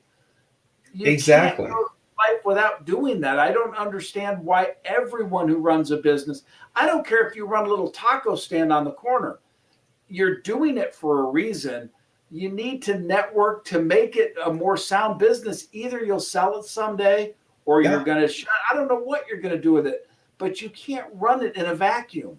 And that's where that's where it becomes when that small business owner has to push the help button, when they need that support system in place, when they need that structure, they need that ally. Where do you go? All right, let me give you the nightmare scenario. So I'm running a business. I'm a McGraw Council member. I'm really at the top of the organization. Nobody can fill me in. And I have a heart attack and pass out and die the next day.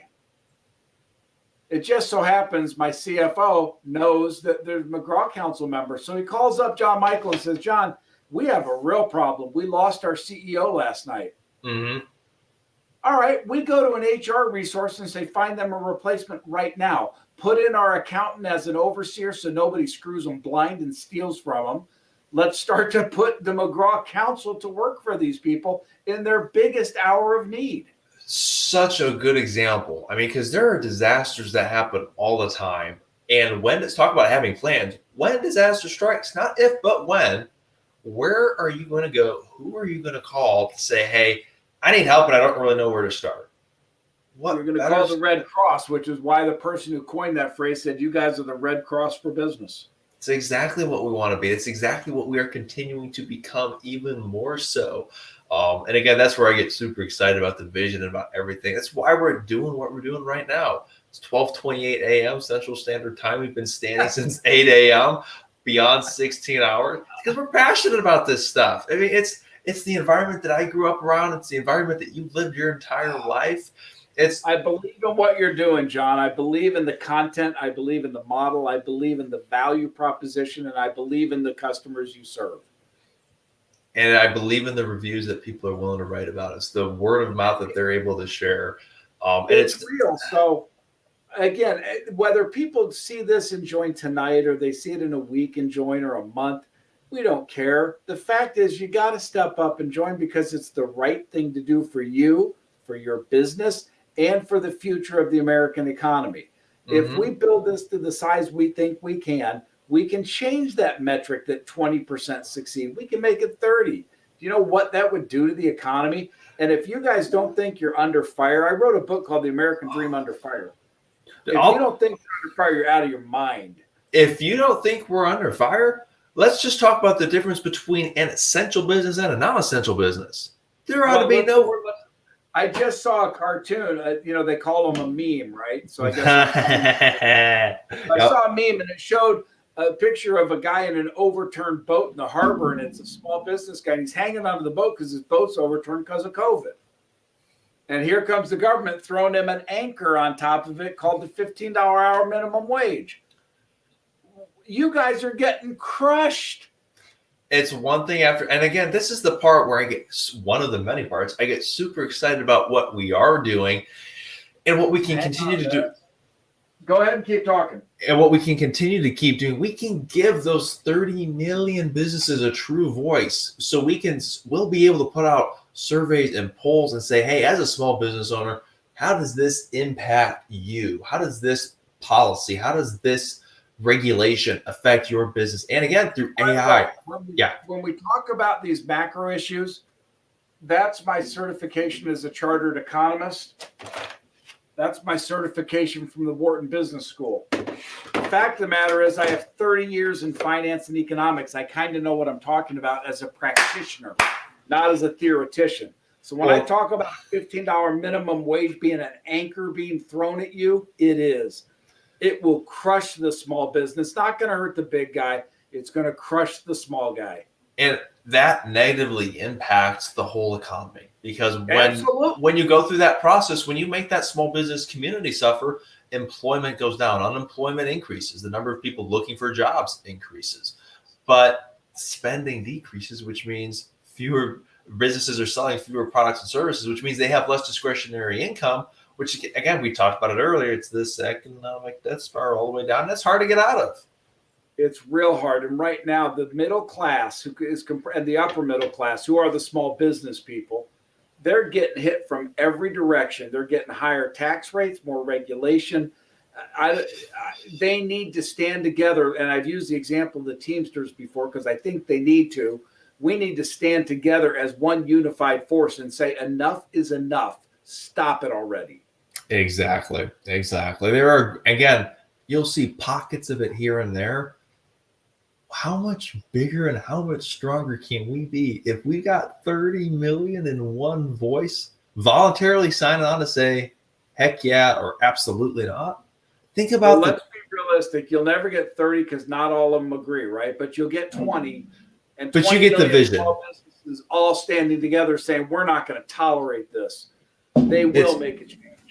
It's huge. And again, the data with AI, with big data that we'll be able to put together and say, this is the impact to small business if you take this action.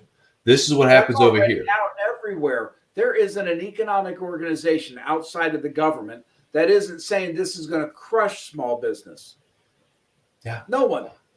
Because small business is coming out of COVID. They can barely make their own payroll, let alone a 30% increase. And the companies who can are already paying it.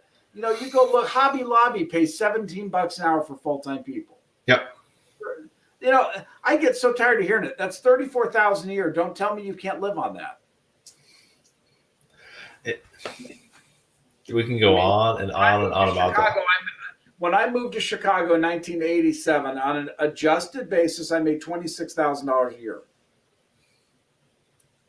That was my wage. Now, they'd say today, well, that's below the poverty line. Well, that's what I was paid. It's what I was worth. Again, your goal wasn't to stay there. We don't want to sell a lot of stuff and get out of that position right quick, which exactly. I did. Well, again, that's the whole point of the American capitalistic society, creating value, improving and increasing the standard of living. That's the goal that we want to see. When we're talking economics, those are the quantitative goals that we can set out to achieve. The problem with quantitative goals in economics, John, is economics is philosophy more than it is math. Because when you talk about those are the American goals we want to achieve in the American dream, that's yours. We now have 20%, 40% of our society that says, I don't want that. I want to be taken care of. I just don't want pressure. And yeah, that's getting into another whole discussion. Talk about midnight, early morning talks about that. But it's real. I mean, look at the polls. It's very real. 20% of kids saying communism is a better system. What? Not to get political, but what was that saying about communism? That's not political. It's historical. So I think it was President Ronald Reagan said, communist is one who reads Marx. but a capitalist is one who reads and understands it. Well, I don't know. It was Maggie Thatcher in Great Britain who said the problem with socialism is eventually you run out of other people's money. And that's a truer statement has never been said. So all you small business folks, this is not a political go vote for somebody, but as a policy, think about it. Because what's going to happen if your business is successful and you cross that magic 400 mark, you're now considered rich. And they are coming at you with everything they got. So instead of you being able to hire that new person, build that new technology, digitize that marketing effort, they're going to take that money from you. Let the council, let it stand for you. Let it advocate for you against that. If they want to go tax, Bill Gates money, go right ahead. I don't agree with subjective taxes, but that's fine. Don't tax the small businessman, the small farmer. There's, they want to talk about inheritance taxes. That hits the farmer who wants to hand the land down to his kids that's been in his family for 4 generations. And you talk about immediate, strong, negative impact. That's one of the biggest, strongest, worst ways to cripple small business. But it's not fair that you have an advantage over the other person. Well, I can't help that. My grandfather did this. My father did that. The fact of the matter is, if we put in those kinds of inheritance taxes, we kill the small farmer.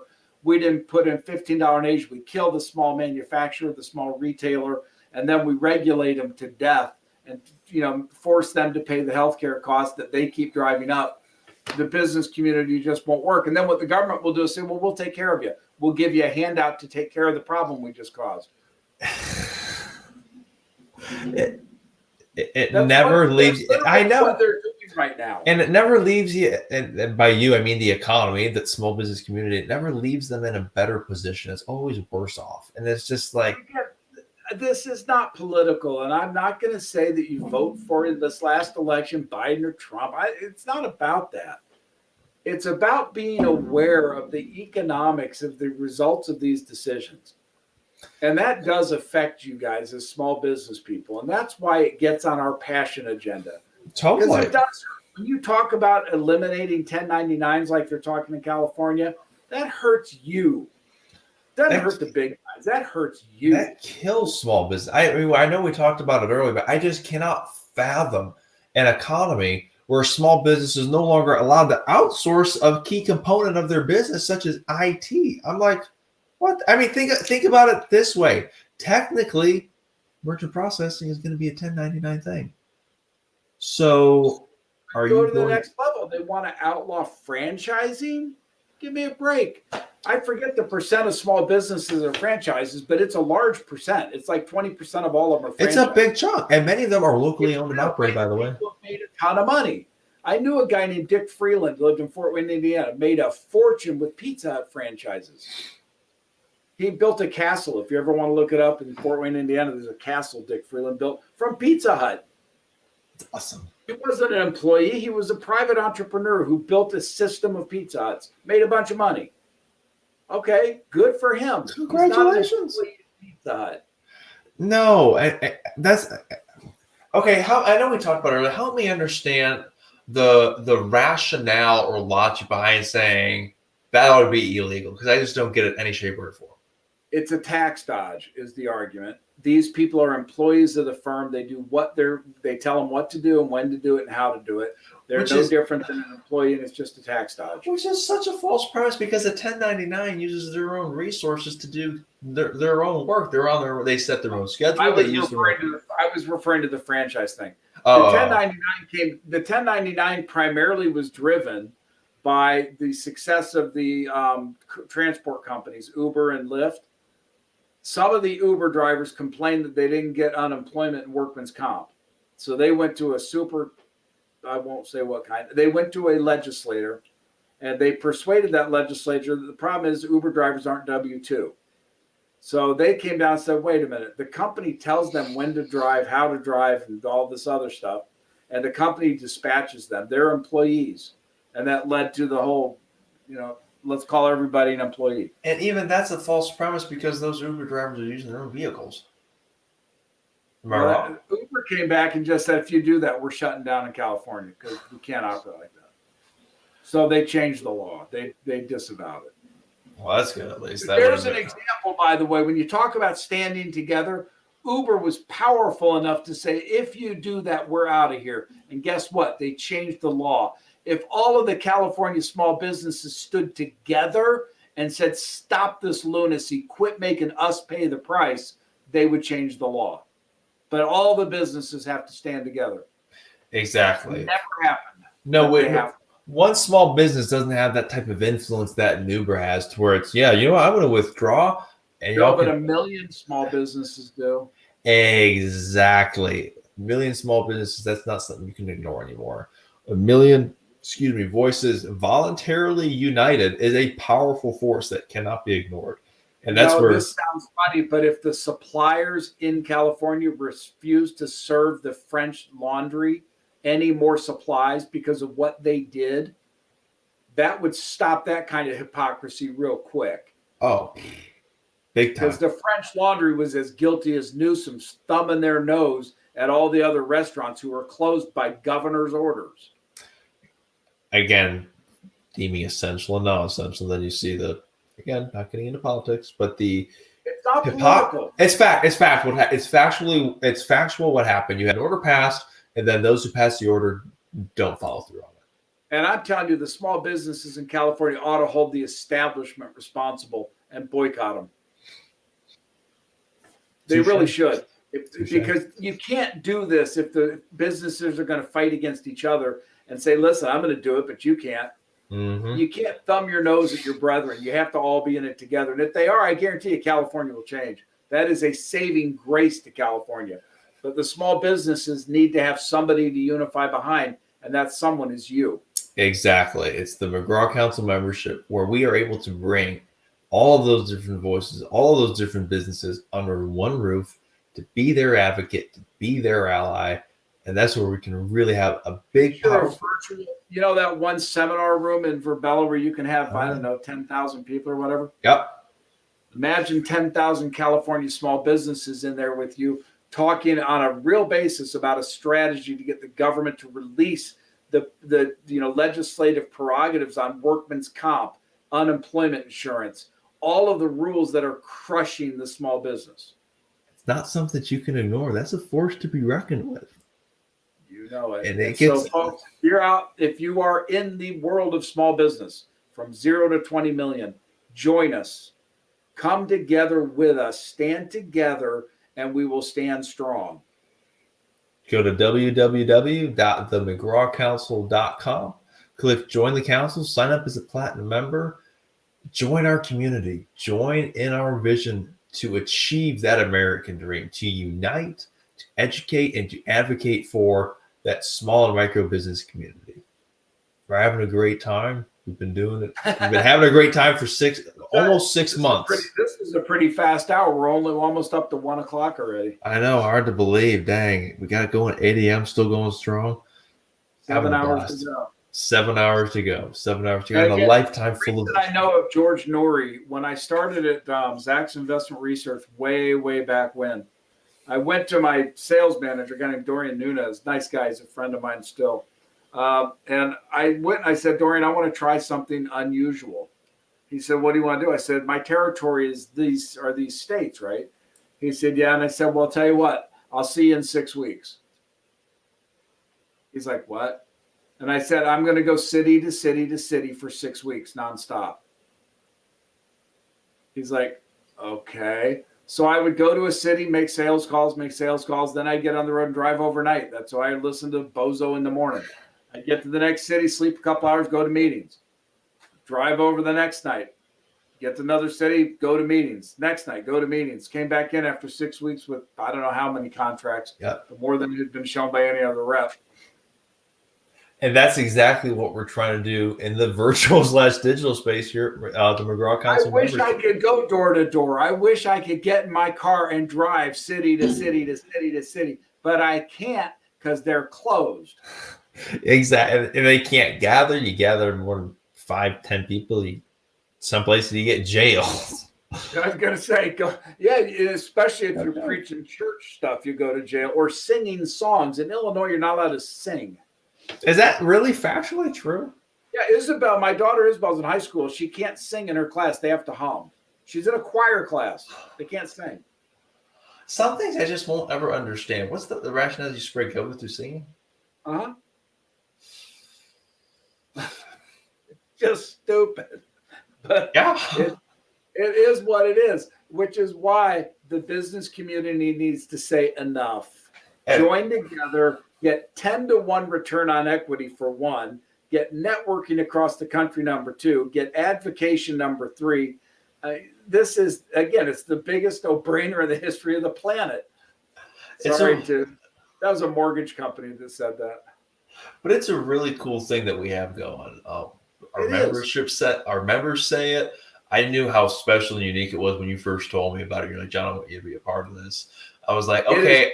Vision, right? It is so true. You know, it's interesting. It's one of those things that I intellectually understood when you told me, but I was like, I'm not getting it. As soon as I saw and got to work with you for a day. Sure. As soon as I got to talk with you and work with you in Verbella, that's when it all clicked and it hit me like a ton of bricks. And I'm like, okay, wait a second here. This is something that's truly unique, has not been done before, is not being done. It's serving a need that is not yet met. It can be everything that we envisioned it to be. It is that. It's just on the way growing. You've seen this, right? Yes. This is this book I wrote. I wrote it on a Sunday because I got mad at a guy at a dinner party on a Saturday night. So I got up Sunday morning and I started writing, and I finished Sunday night. I open it up with a quote. This is an actual quote from Nikita Khrushchev, chairman of the Union of Soviet Socialist Republic. Comrades, we must abolish the cult of the individual decisively, once and for all. Frightening. This is why I drive this. This is from Thomas Jefferson. I wish it were possible to obtain a single amendment to our Constitution. I would be willing to depend on that alone for the reduction of the administration of our government to the genuine principles of its Constitution. I mean an additional article taking from the federal government the power of borrowing. The founding fathers were truly genius. I mean, you talk about... They understood history. They understood history. They understood human nature. And that was one of the interesting things. You know, it kind of relates to small business because you need to incentivize the right things. And the way they set up the balance of power, the legislative branch, the judicial branch, the executive branch, the way they set it up was that each had its own self-interest to keep the other in check. It served that particular branch of government to preserve its power and authority by holding the others in check. There are so many checks and balances in it. It's something that I'm continually amazed at. I mean, you talk about, that quote from Thomas Jefferson, talk about a massive impact to the economy and small businesses. It'd be fascinating to have a conversation with the founding fathers, to talk about the current economic state we're in. You can, John. All you have to do is read. Truth. How's that? Yeah. This one, Thomas Jefferson again. I think all the world would gain by setting commerce at perfect liberty. This is what I wrote. I was talking about the decline. In 1940, 80% of America worked in companies with less than 20 people. 1940, 80% of companies, less than 20 people. By 2010, 18% of the people. Interesting. Now, that shows you the microeconomy shrank in a way. Small business is still there because small business isn't 20 people. It's bigger than that. Yeah, exactly. But so I looked at what the causes were behind the decline. Here was my take on it. These are the characteristics that I said make up you guys. A, willingness to take risk, which is now a dirty word. Willingness to be responsible for one's own actions. A vision that is believed and will solve a problem. A work ethic that is independent and self-motivated. Optimism that believes against all odds you can do it.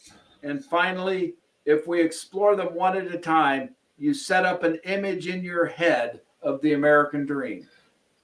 You set up the image, and then that small business owner wakes up every single day, no days off, and pounds it and pounds it and pounds it. What's the other one? That other quote that people talk about? Success is never owned; it's rented, and rent is due every day. Here's another one, though. And again, I forgot about this. I haven't read this book in years. I wrote it in 2015, I think. There are two types of education. One should teach us how to make a living, and the other should teach us how to live. That is the McGraw Council. That's John Adams. Say that one more time for me. Read that quote, please. There are two types of education. One should teach us how to make a living, and the other how to live. Such a good one. Such a good one. Because you have that small business owner, again, talk about real world applicability. They know their craft. They know what they like doing, but they very often don't know how to run it as a business to where they can scale it, to where they can grow it, to where they can take it to that next level, whereas the action plan, the exit plan, that long-term business plan, those are all things that we can bring to that small business owner. And many of them are provided at no cost. This is James Monroe. The American people have encountered together great dangers and sustained severe trials with success. They constitute one great family with a common interest. It's another good one. It's amazing how many of these quotes speak to that small business community, isn't it?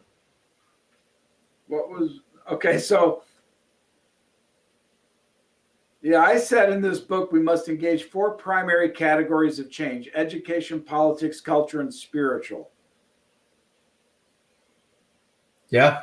Sounds spot on, doesn't it? Funny. When did you write that again? 2015? Yeah.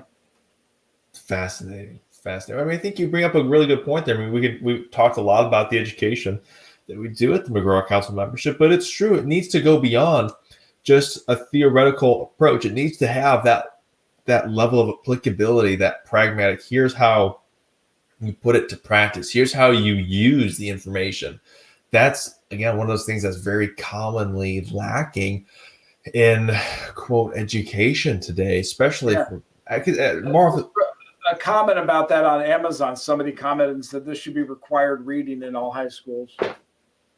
It's an important component. It speaks to basic economics. It speaks to basic business. It go on and on about it. And we're going to continue to go on and on about it because we have another 7 hours, 7 minutes, and a few seconds until our 24-hour marathon is concluded. The good news is, to be straight up, these hours are going pretty quick. I'm enjoying the conversation with you. Likewise, I'm really having a ball and enjoying it. We've had some fantastic. Kudos to everybody who sees this. Kudos to my nephew, John Beeman, on this. There are very few people I know in my circle of life who could do what he's doing right now. The idea of standing for 24 hours for a cause and keeping up a vocal conversation for 24 hours, it's a lot harder than it looks. And kudos, John, for your doing that. I was worried I was going to have to carry this whole thing. You're carrying more than your share. Hey, we want to go 50-50 when we can, right? No, it's kind of funny. I know we're tag teaming it, but if you think about like a traditional filibuster and like all the ridiculous things that get talked about. Smith goes to Washington. Yeah, exactly. Or even some of the more recent ones where it's like hysterical what they'll talk about. If you look at I know you brought it up before. If you look at the content that we've had on here, it's been dang good content. We had a state senator join us. We had a business coach, a banker, a couple of chambers of commerce, digitalization expert, HR expert, small business owners from across the country: Illinois, Missouri, California, Texas. And you're kind of carrying the flavor from McGraw Capital.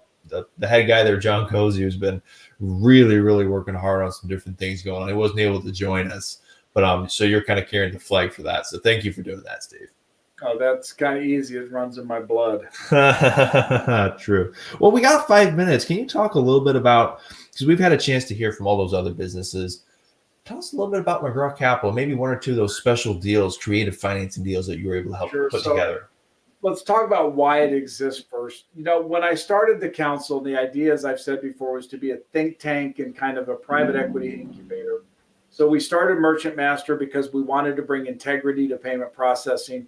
We started HR because I believed in the work Jim was doing toward this job fit, what that time was called the job fit report, not assessment. In 2017, I was introduced to a guy named John Cozy through a mutual friend of mine who had been the former head trader at General Motors Pension, very good friend of mine and a friend of John's. And he called me up and he said, Steve, I know a guy looking for a gig. Can you use him?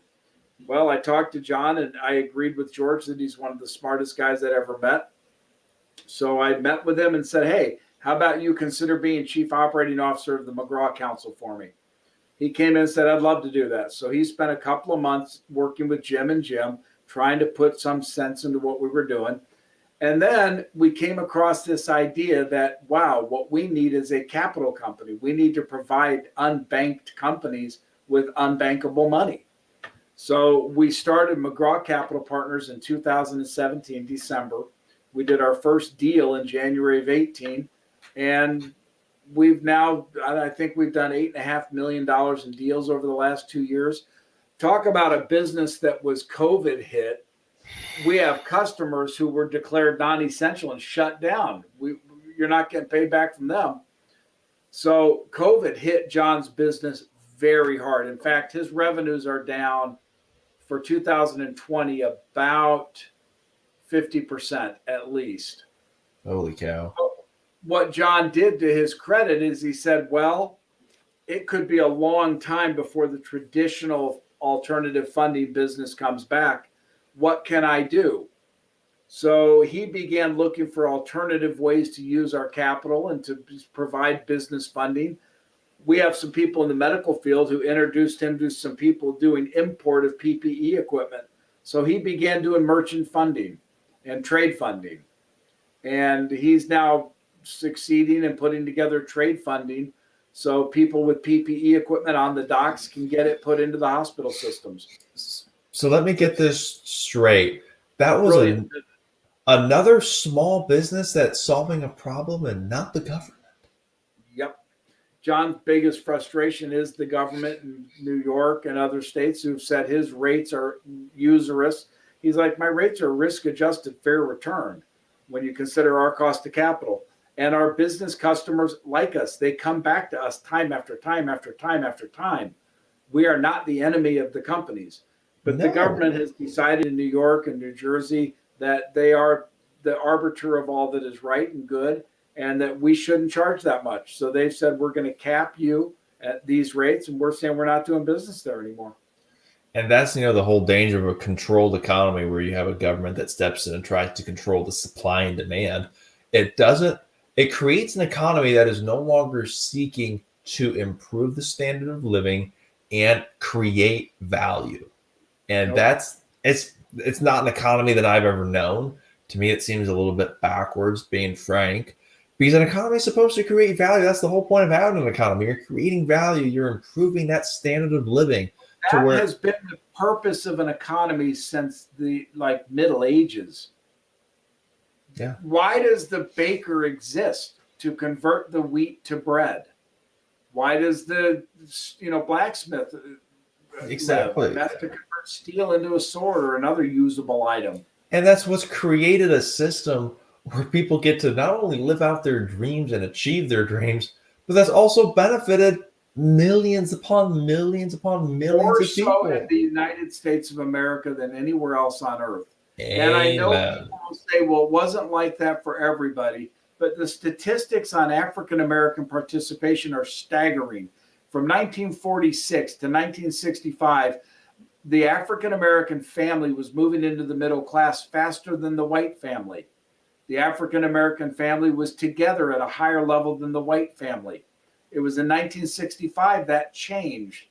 Why is that? It's the Great Society, Lyndon Johnson's dream that, we live in a wealthiest society on earth. We're going to tell people they're victims. We're going to pay them not to get married. We're going to pay them to have a bunch of kids, and we're going to take away their purpose in life. Sad. That's exactly what he did. And that's why 60 kids are shot in Chicago every week. Thank you, Lyndon Johnson and the Progressive Party.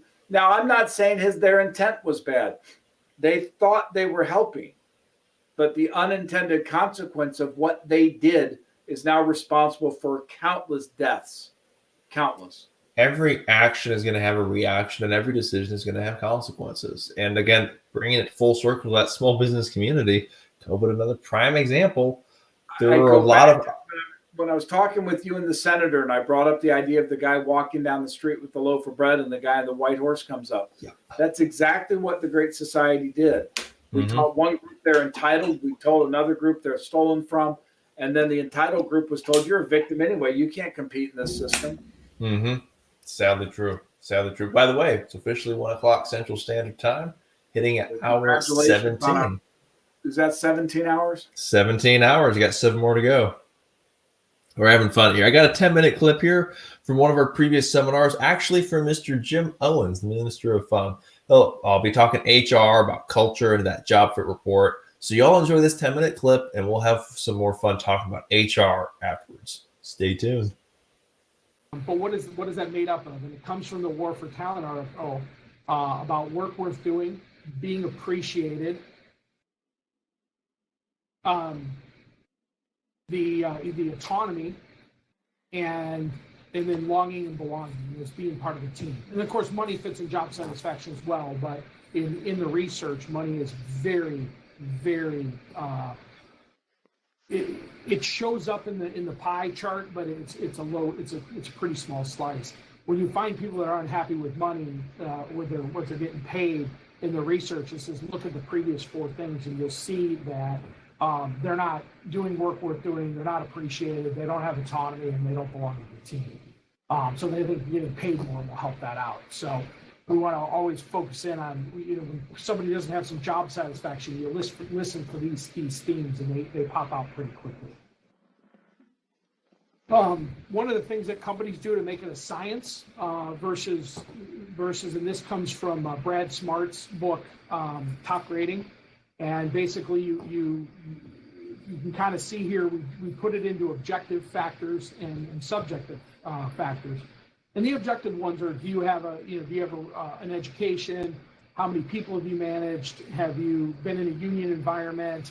Do you have certain certifications if you're in the financial industry? Those are like yes/no questions. And you can really score those out of 8 out of 10, and that's your wish list that you build is from a job spec. But then the why factors are, tell me about leading a team, tell me about a difficult employee, very open-ended questions. Tell us about, where you're at in continuous improvement in your plant. Where are you at implementing Obamacare across your company? So open-ended questions like that people can interact with. But you as a hiring manager, and again, you can also talk from a candidate perspective. But what does my gut feel say about this candidate? What's my gut feel say about the interview? Do I have the right cultural fit? Have I asked those questions? What is the company offering? What's the employee offering in the interview? And then do they have qualities I can teach? And can they take us to the next level? And will they be challenged here, right? Because we always want to try to hire somebody that's going to bite off more than they can chew. So it's interesting that the top half is almost scientific, but the bottom half is very subjective. It's very much your gut feel, and it's the art of this. It's the art of hiring and team building and making sure people have the right fit. So going from a perspective of branding, whether you're a company or whether you're the candidate, presenting yourself, it's your curriculum vitae. It's your life story.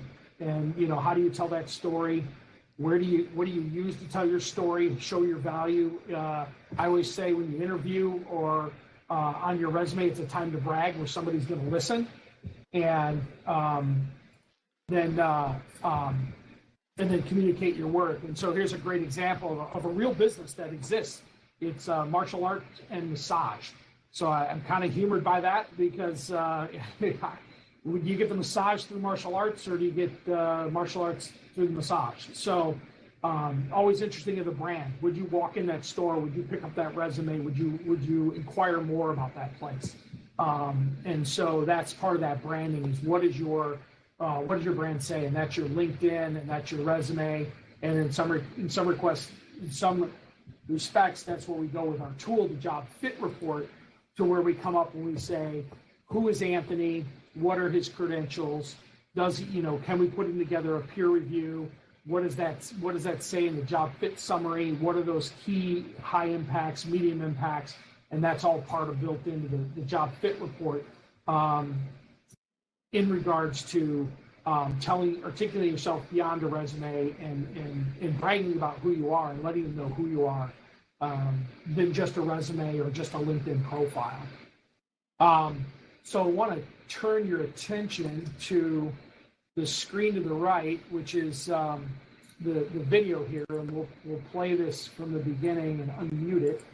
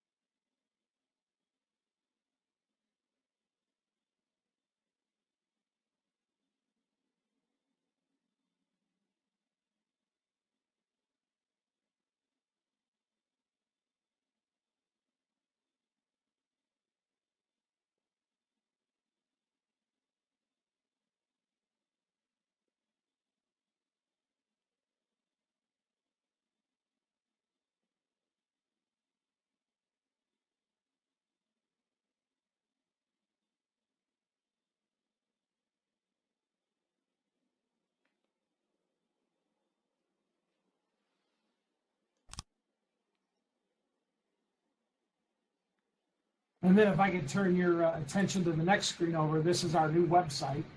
And as you can see,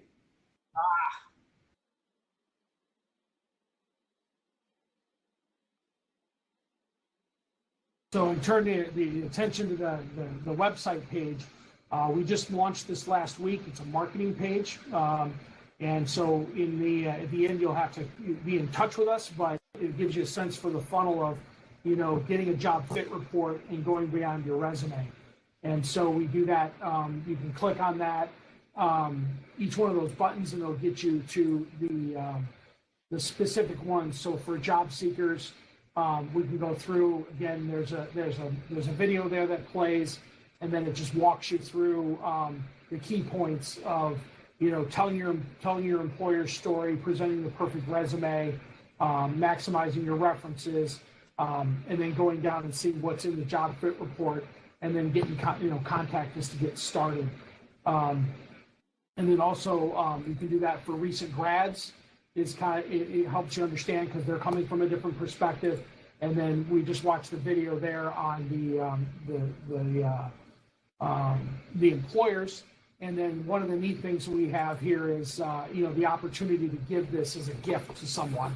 So if you have somebody that you're mentoring, somebody that's coming out of school, somebody that may need some help, you have the ability to gift it to them. So that's kind of a few things that we've done here. And then from that being said, questions. I've got one here. Jim, Go ahead, Steve. Well, let me one for the record. When you look at employees, as we've talked in the past, the appropriateness of the job fit report is for a salaried employee, really on a very broad-based basis, correct?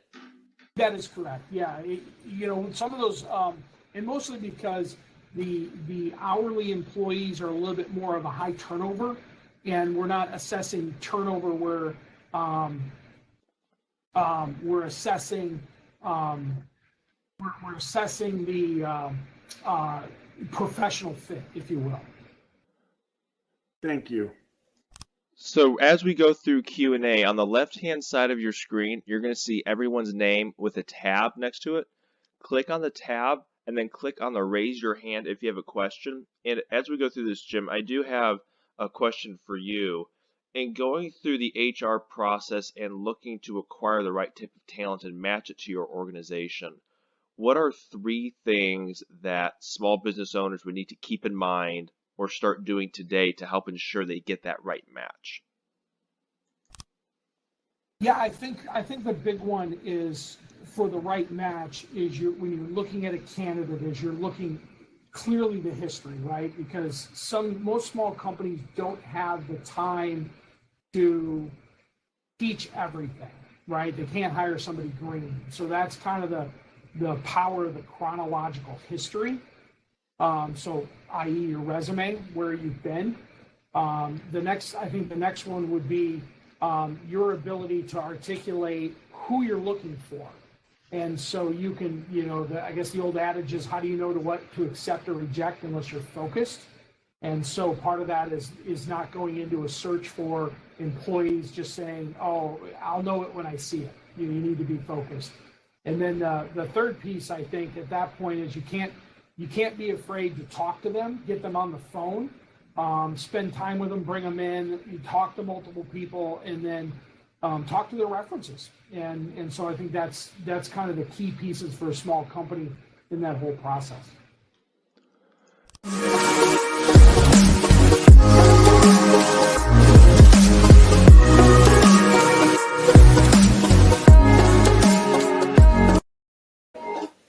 That was a really cool seminar talking. Jim elaborate on his job fit report, HR, matching culture, finding the right skills and talents. But again, to our last segment about networking, we had people from, I think it was 4 different states attend that seminar. People that I never would have ever met. Again, they're learning something valuable, something that they can apply, and then connecting with new business owners from across the country, learning from them. It's cool stuff. Cool stuff. The job fit assessment tool that he was talking about, we were talking about this earlier when he was on. It really is something that every business that hires a salaried employee should employ, either the job fit assessment or something very similar to it. The fact of the matter is you cannot hire people from a resume. You need to understand what's behind the resume. And what the job fit assessment does is go way beyond the resume to tell you who the person is, as opposed to just what they've done. And again, I know we talked about it earlier, but let's talk about it some more. We got time. I've been through it personally. It matched me, to different roles, whether or not my talents and skills were a good fit, whether or not I as a person was a good fit. And when we put people through that assessment tool for Merchant Masters specifically, it was very helpful. It helped us avoid putting our team in situations that they couldn't thrive in. It helped us identify where they would excel, and then we were able to guide them towards that area. It's an extremely helpful tool. I think Jim said it costs $600 retail price. He's donating one to a membership again for free. Like you said, if you're hiring someone on salary, that's a big commitment. That's not something you take lightly. It's a fixed cost. Again, reiterating the importance of it, put it through a report, make sure that they're a good fit culturally. You need to go way beyond just the talents, then just the skills. As Jim says all the time, get into who they are. And the whole John Maxwell theory, get the right people on the bus, the wrong people off the bus. It's a real thing. When you're building teams, you have got to get the right people. And that job fit report, that will help you identify whether or not a candidate's the right fit. And it's it can certainly help you avoid a big mistake. And let's look at its component parts. It has the assessment tool, which tells you how a candidate lines up against the job you're proposing for them. That's enormously important. As Jim likes to say, if you put him in as an accountant, he'd fail. It's not his style. So what happens, though, if you're trying to hire somebody who wants to be an accountant for you or a CFO, but they're absolutely not capable of sitting behind a desk all day? That would be a problem. A massive problem. To that, the 360 review on the peer review, in which you get their peers to rate them and talk about their work ethic and their work quality. That's enormously valuable. It vets a person right there. So you've also got the full background check that comes with it. It's got all the tools in it to make you successful in your hire. And again, I think you can not only look at it from the positive of hiring the better people, but as we've often said, it's the avoiding the negative. It's the cost of hiring the wrong person. You want every dot to line up when you hire somebody. You don't want to hire them if you feel funny about them, or if there's certainly something in an assessment that says they can't do the job. It's funny you bring that up about something feels funny. That was one of the things that Jim Owens mentioned in his podcast with us. He said, trust your gut. And yes, you always want to trust your gut, but try to get a little bit of insight, a little bit of data if you can. That job fit report will do that. Again, I can speak to it because I've personally been through it myself. I've seen what it does. I've seen the tools. I've seen the data that it provides. And your point about how Is it worth $600 retail to avoid making the bad $100,000 decision on a salaried employee? Heck yeah, it is massively important. And that, again, it's when you hire someone, it's not a risk-free endeavor. It's not a money-back guarantee type of situation. It's Well, what's it's critical information for the employer, and they use them in the large companies all the time. And so, if you're in that hiring range, whether you're a 100,000 company or a $20 million company, and you're hiring a salaried person, you don't want to do that without a job fit assessment. absolutely it's one of the tools in the toolbox, so to speak. What have you got to lose when you're getting ready to commit to a decision that's at that level? You're committing to an individual, you're committing to bringing them in full time. That's taxes, it's culture, it's everything. You want to make sure you know as much about that person and process as Stability in your possible. organization, John. It's all of it. Turnover is very expensive. It's unwelcome in a company. And again, this is so true at the $100,000 company or the $20 million company. I just don't frankly understand why anybody hiring a salaried person wouldn't use a tool like this. Go ahead. I was just going to say, I think one of the biggest things that ties into our conversation earlier, a lot of it's awareness. That initial stage, the whole digitalization concept, where are you meeting your customers? Where are they meeting you? It's that awareness stage, and that's ever changing. I fully agree with that. I think that's been a problem Jim has had, and that's why he's worked through 2020 to get it digitized so they can promote it to the right people, sell it to the right people, produce it in the right way, all without human interaction. So I just think it's powerful. And the component parts of the job fit assessment are available elsewhere. In the job fit, in that first assessment of skill, you can go to Myers-Briggs or you can go to other firms that do that. But job fit brings it all together in one report. So you have the peer review, you have the assessment, you have the background check, you got a write-up on the candidate, you've got everything that you need to make a better decision. And if it can help you avoid a decision, that's even better. Oh my goodness, there's so much to be said. Avoiding the bad decision, to being able to avoid making the mistake. It's one of those things you don't always see the return on it the same way you do as making a killer decision and like gaining something definitively. But in the moment, and when you're able to look back over time, be like, let's just role play this for a second. If I made the wrong call and I brought the wrong person on, and you look Hiring back over people that, like buying anything. There's always another person, but people don't think that way. They get that person in who looks good, they feel good, and they say, you know what, I'm done looking. I'm going to hire this person. When in fact, you ought to be not done looking. You ought to look at an assessment tool and then make a final determination to say, you know what, all of the dots line up, let's hire them. Or absolutely. if the dots don't line up, there's got to be another. And that's okay if they don't line up. You move on to the next one. It's always another. Better to leave that position open. Better to have a little bit of a vacancy there than to bring in the wrong person. Oh, can you imagine the price of a bad hiring mistake that contaminates a good culture and turns it toxic? No, again, you can't even calculate the cost of that. That's lethal. I mean, I know Jim talks about it all the time. Culture will get you fired. It's so true. And there have been people. What's a good football example? Like an Antonio Brown kind of situation. The guy was like totally contaminating the Steelers environment to the point they had to let him go. His example is always Dennis Rodman, right? He had all the talent in the world and none of the culture. Yeah. So you'll put Dennis on your team because you need somebody to be that rebounding specialist. But boy, oh boy, he better not cross the path too much because he's got no cultural fit. And as soon as it starts to contaminate your culture and turn it toxic, it's too late. You got to get out of that sucker ASAP. And how much better if you're able to get to a position to where, like we've said, what if you could prevent that from happening? What if you could prevent that wrong fit from coming in? What if that's a mistake you didn't have to make? That saves you time. It saves you headache. It saves your team. Because if you hire the wrong person, you can decimate your team. I mean, you can elaborate on the importance of teams 24/7. It's the old song from the Jackson 5, right? One bad apple don't spoil the whole bunch. Well, yeah, it does. And you don't want that bad apple in your organization. Heck no. I was going to use another Elvis song, but since I think it was Russ called me out on that for twice already, I'm not going to do it again. Yeah, no, so technically it was Roy that called you out. By the way, how are you feeling? You're kind of leaning against that wall pretty heavy. I'm just leaning a little bit, just taking a little You got stress. hurting at 2 in the morning or 1:30, whatever it is. It's 120, 119. Hurting is a relative term. No, I'm doing well. I'm doing well. Taking a little stress off the spine and feet. Keep it going. We're having too much fun. We can't stop. Now we got another 6 hours, 40 minutes, and a few seconds. No, we don't stop until it hits 8 o'clock. Period. Exactly. Which, by the way, for a fun little, for those listening and those who watch the recording, I do have a networking event at 8. I got to hit. And I'm going to see if I can get a substitute to help out with our seminar we're having in our Umbrella platform at 11:30. So otherwise, what network event are you going to?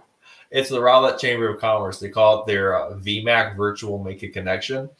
And they asked last week, they're like, "Are you still going to be able to make it?" I'm like, "Yeah, I'll be there. I'll be there. I'll be half dead, but I'll be there."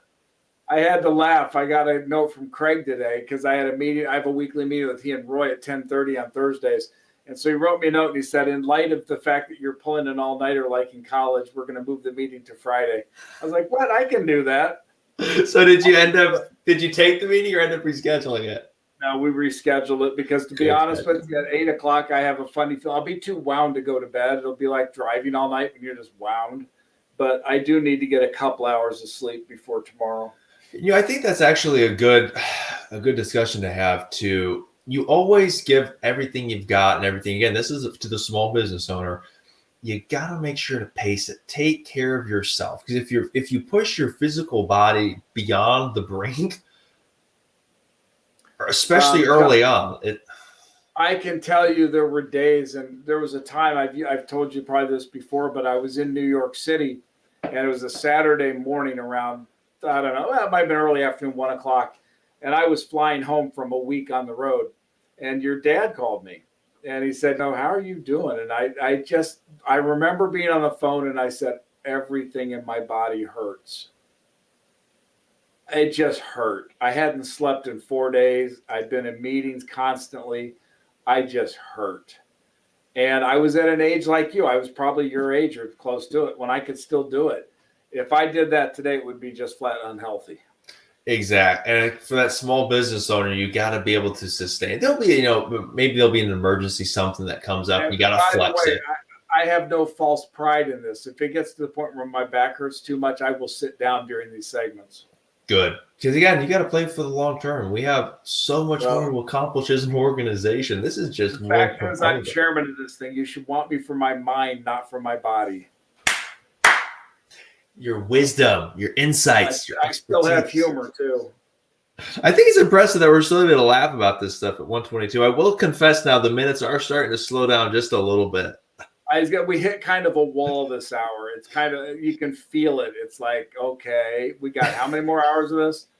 Exactly. The key to this thing is to understand that we're trying to do this to both raise awareness for small business, but also support them. And we need people to go to the McGraw-Council.com and sign up a friend of yours, sign up for anybody starting a business, because this content that you're putting out in the education arena is real. The advocacy on minimum wage, the 1099 law, and the franchise law is real. The networking that you do with people across state lines, within states, is real. And the tools that you deliver are literally a 10-to-1 return. It's real, tangible benefit, like we've been talking for the last 17 hours, almost 18 hours. It's real. It's tangible. You can capitalize on it right away. It's something I totally believe in. It's something that you totally believe in. Otherwise, we wouldn't be engaging in it. And I got to tell you, by the way, I'm actually surprised how fast 17 hours has gone. I am as well. I think I was a little worried around 4 o'clock that it was going to be miserably long to midnight. That went pretty quick. We had, so again, I think it's the small business owner in general, that whole mindset, that whole passion, all the people that we were able to get on. They're passionate about what they do. They love what they do. They love the people they work with. They love the people that they serve. Having them come on and kind of share their experiences, share some love for those small businesses that they love locally, the local restaurants, the local coffee shops, HVAC companies, so on and so forth. It was really cool just to kind of hear. I feel now kind of like driving late at night when you're getting to that point where you're starting to get head nods and you kind of have the hot sweats. It's like, okay, More coffee, or what do I do here? So I got half a cup of coffee on my left, half a can of energy drink on my right, some food scattered over here. You got to find a way to survive and keep going, right? Oh, I'll survive and keep going. As I said, if you catch me talking gibberish, it's because I went to sleep looking at you. So should I just pick up the phone and call in that situation? No, just keep talking. Have a really good video clip. Well, but I don't think I'm the type that's going to pass it on my feet. I think what's more than likely is I will literally just collapse to the floor if I were to pass out. Well, if I see all of a sudden you just fall down, I'll just carry it. And that's going to America's Funniest Home Videos if that's still a thing. Anyway, coming back full circle though, we were listening to my son Josh is in here, by the way. Josh, come on in and talk. Say hi. For the third time today. For the third time. Josh is our fireman in the family. What are you doing up so late, Josh? I just got home. What were you doing? Working? He was being a fireman. Hanging out with friends. I was actually at Max's house. We were talking about. Say something interesting. So tell me, when do you officially start in the fire department? So I did get hired just recently, this past, 2 weeks ago. Oh, congrats. Yeah, it was a big deal. A lot of people were like, oh, you're excited. And it must be a great feeling. But it was I knew I should have done it. And it was always the feeling that I just did it, So it was a big weight off my shoulders because I turned in my application in September and obviously found out mid-January. So from September to January, I was sitting there, biting my nails and wondering what the next move was. He clearly doesn't do this for a living or he'd be looking into the camera talking to you. Yeah. Well, that's something I got burned on after 6 months of virtual Zoom meetings. I was talking to one of our seminar speakers, and he was like, can I give you some honest feedback? I was like, yeah, absolutely. He's like, dude, why aren't you looking at the camera? I'm like, yeah. It took me a while to get used to it. I learned to do that doing television because you got to look in the camera. If you look at the screen, if you look at what you're seeing, you look really bad. It's definitely a unique thing to get used to. But once you make a habit out of it, you pick it up pretty quickly. Yeah. What's actually this is the hour of power because this is the one where we both hit that wall and we're going, okay, we got 7 more hours. So we brought Josh in to carry it a little bit. So I am curious though, how is the fire department handling COVID and with their state regulations up there? So it's pretty straightforward, kind of like anywhere else, where, some departments, I know it varies on where you're at. Some departments will do, weekly to bi-weekly tests of firefighters. And then, obviously you don't have to wear a mask while you're on shift inside the department. Obviously, if you go on a call, you wear one. They don't make you wear a mask in the house. If you pass the COVID test. Now, my buddies who are just a town over in Geneva, they don't do weekly tests, and they just have to wear the mask 24 hours on shift. So that's kind of how it goes. Interesting. Yeah. Which option's better? I'd take the test. Yeah, I'm not wearing a mask. Are you getting the antigen rapid test or the molecular?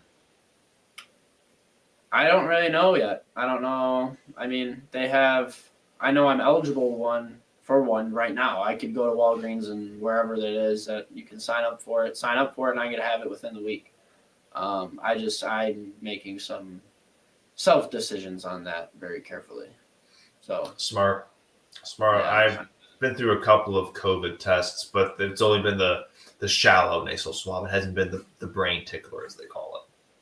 Yeah. I had a brain tickler. I just found it obnoxious. I'm like, if this thing's supposed to come out of my nose 5 feet, why do you have to stick it up there 3 feet? Yeah. Exactly.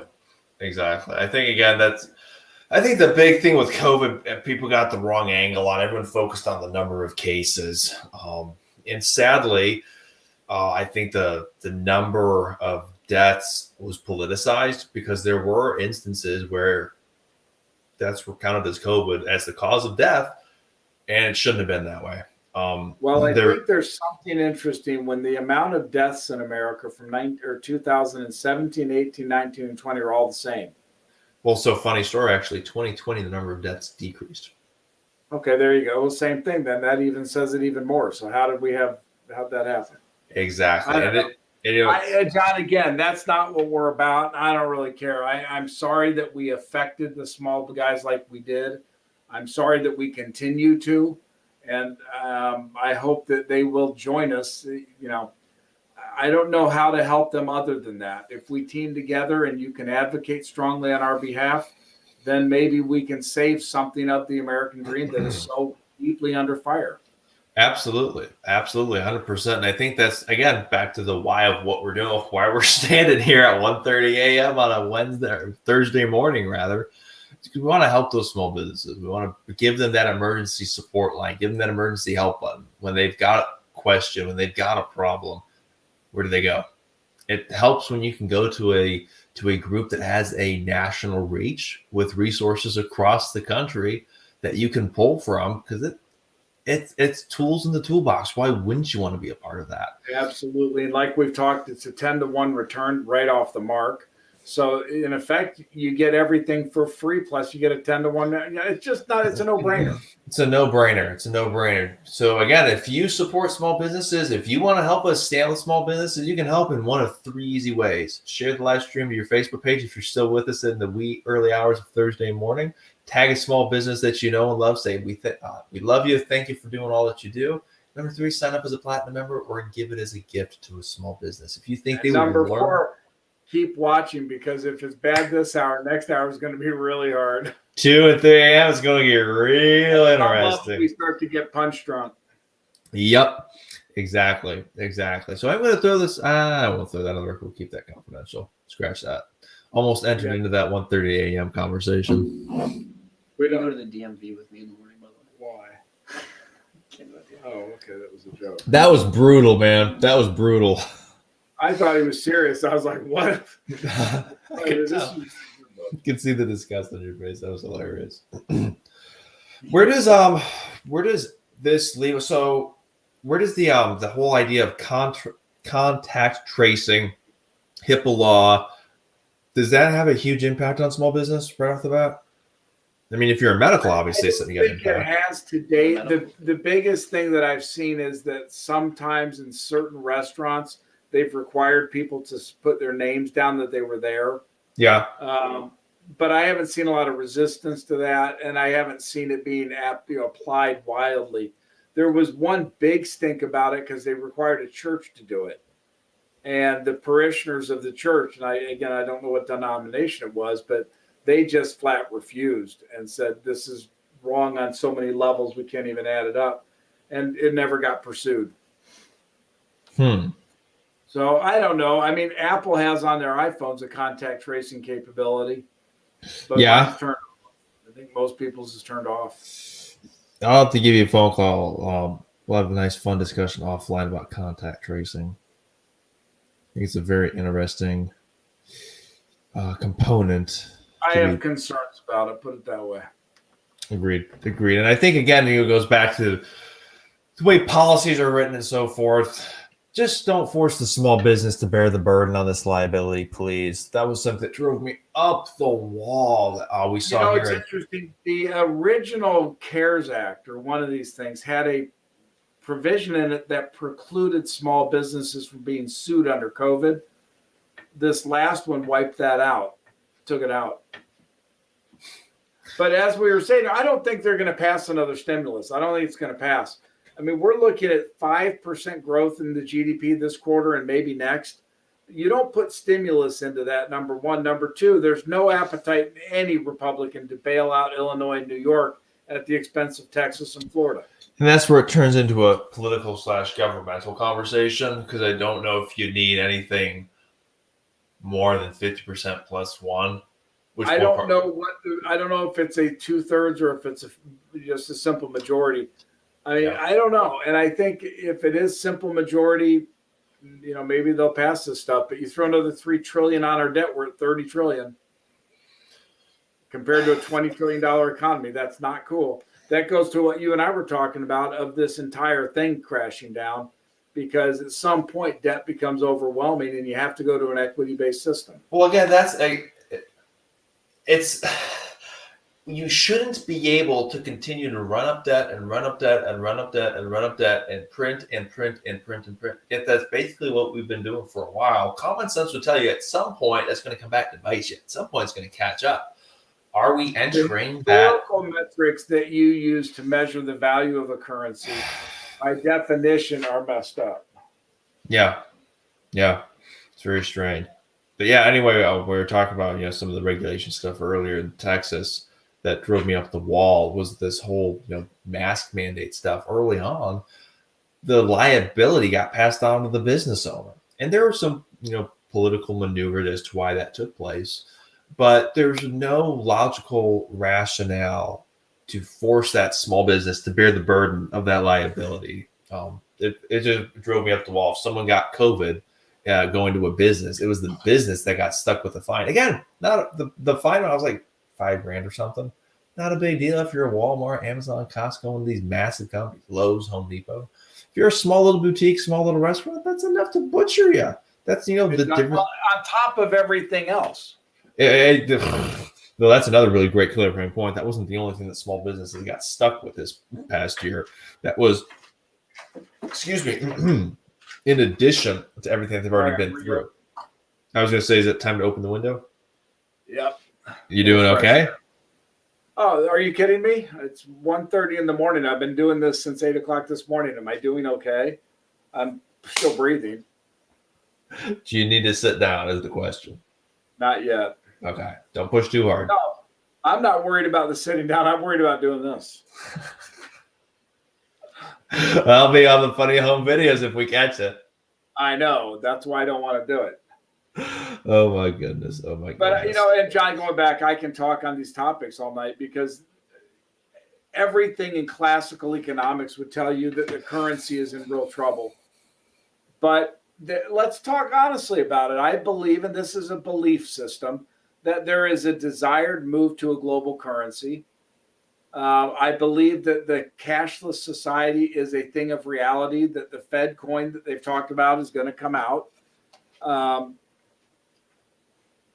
I'm not sure where the debt thing goes. What has to take place for something like that to happen? What are some of those trigger points that we as small businesses can kind of be on the lookout for? Because again, that's obviously not something in our immediate future, more than likely. But it's in the realm of possibilities down the road. If you're talking theory, what would be some of those big trigger moments or big indicators, so to speak? If we do go down that road, what do we need to be looking out for? I wish I knew. These are the kind of things that in retrospect, after they happen, everybody says, oh, I knew that was coming. Well, in reality, nobody did. Yeah. Michael Burry, who's the guy who did The Great Short or whatever it's called. It's about the 2008 collapse of the real estate market. He had called it about a year before it did. He's few and far between. The reality is what could set off a spiraling problem to the currency, it could be the Chinese. If they just go dump the currency one day and get the world to stack up against it, that would do it. If you have a collapse in confidence in the United States by the rest of the world, Europe specifically, that would do it. I mean, these are big things. I mean, they're very hard to predict because they're the black swans. They're the things that if they happen, you go, oh my gosh, I don't even want to live through that. And I think it's one of those really terrible situations because there's not a whole lot you can do. Even in terms of preparation, it's kind of like, well, how do you prepare for something like that? There's not, because what you'll hear in the media, and people should be aware of it. You're going to see ads from the really smart guys are all buying Bitcoin. Okay. Bitcoin could be outlawed in a matter of moments by a government in trouble. I'm not going to speak on the worlds of financial advice. I don't have any certification. I'm not giving any financial advice whatsoever, but I can tell you owning Bitcoin would scare the heck out of me, because if it truly is a good currency, there's no way the government doesn't get involved on a massive level. I had a friend of mine who left a major bank to go start a fund that was investing in agricultural land. Yeah. And his argument was, this is the ultimate hedge against disasters. You own farmland. And I said, it's really not, because if it gets that bad, the government will annex the farmland. that's a national security issue. The country needs food. So it's really difficult to hedge against this type of collapse. The only thing you can even contemplate really doing is gold and silver and diamonds and that kind of thing. Hard metals But type thing. don't forget, Roosevelt confiscated gold. And again, that's your point about the black. If we're talking that level of a black swan, And then it just is. There's nothing you can do. I think it's one of those things. Yeah, it gives you a little sense of comfort to kind of see it on the horizon if you can, maybe.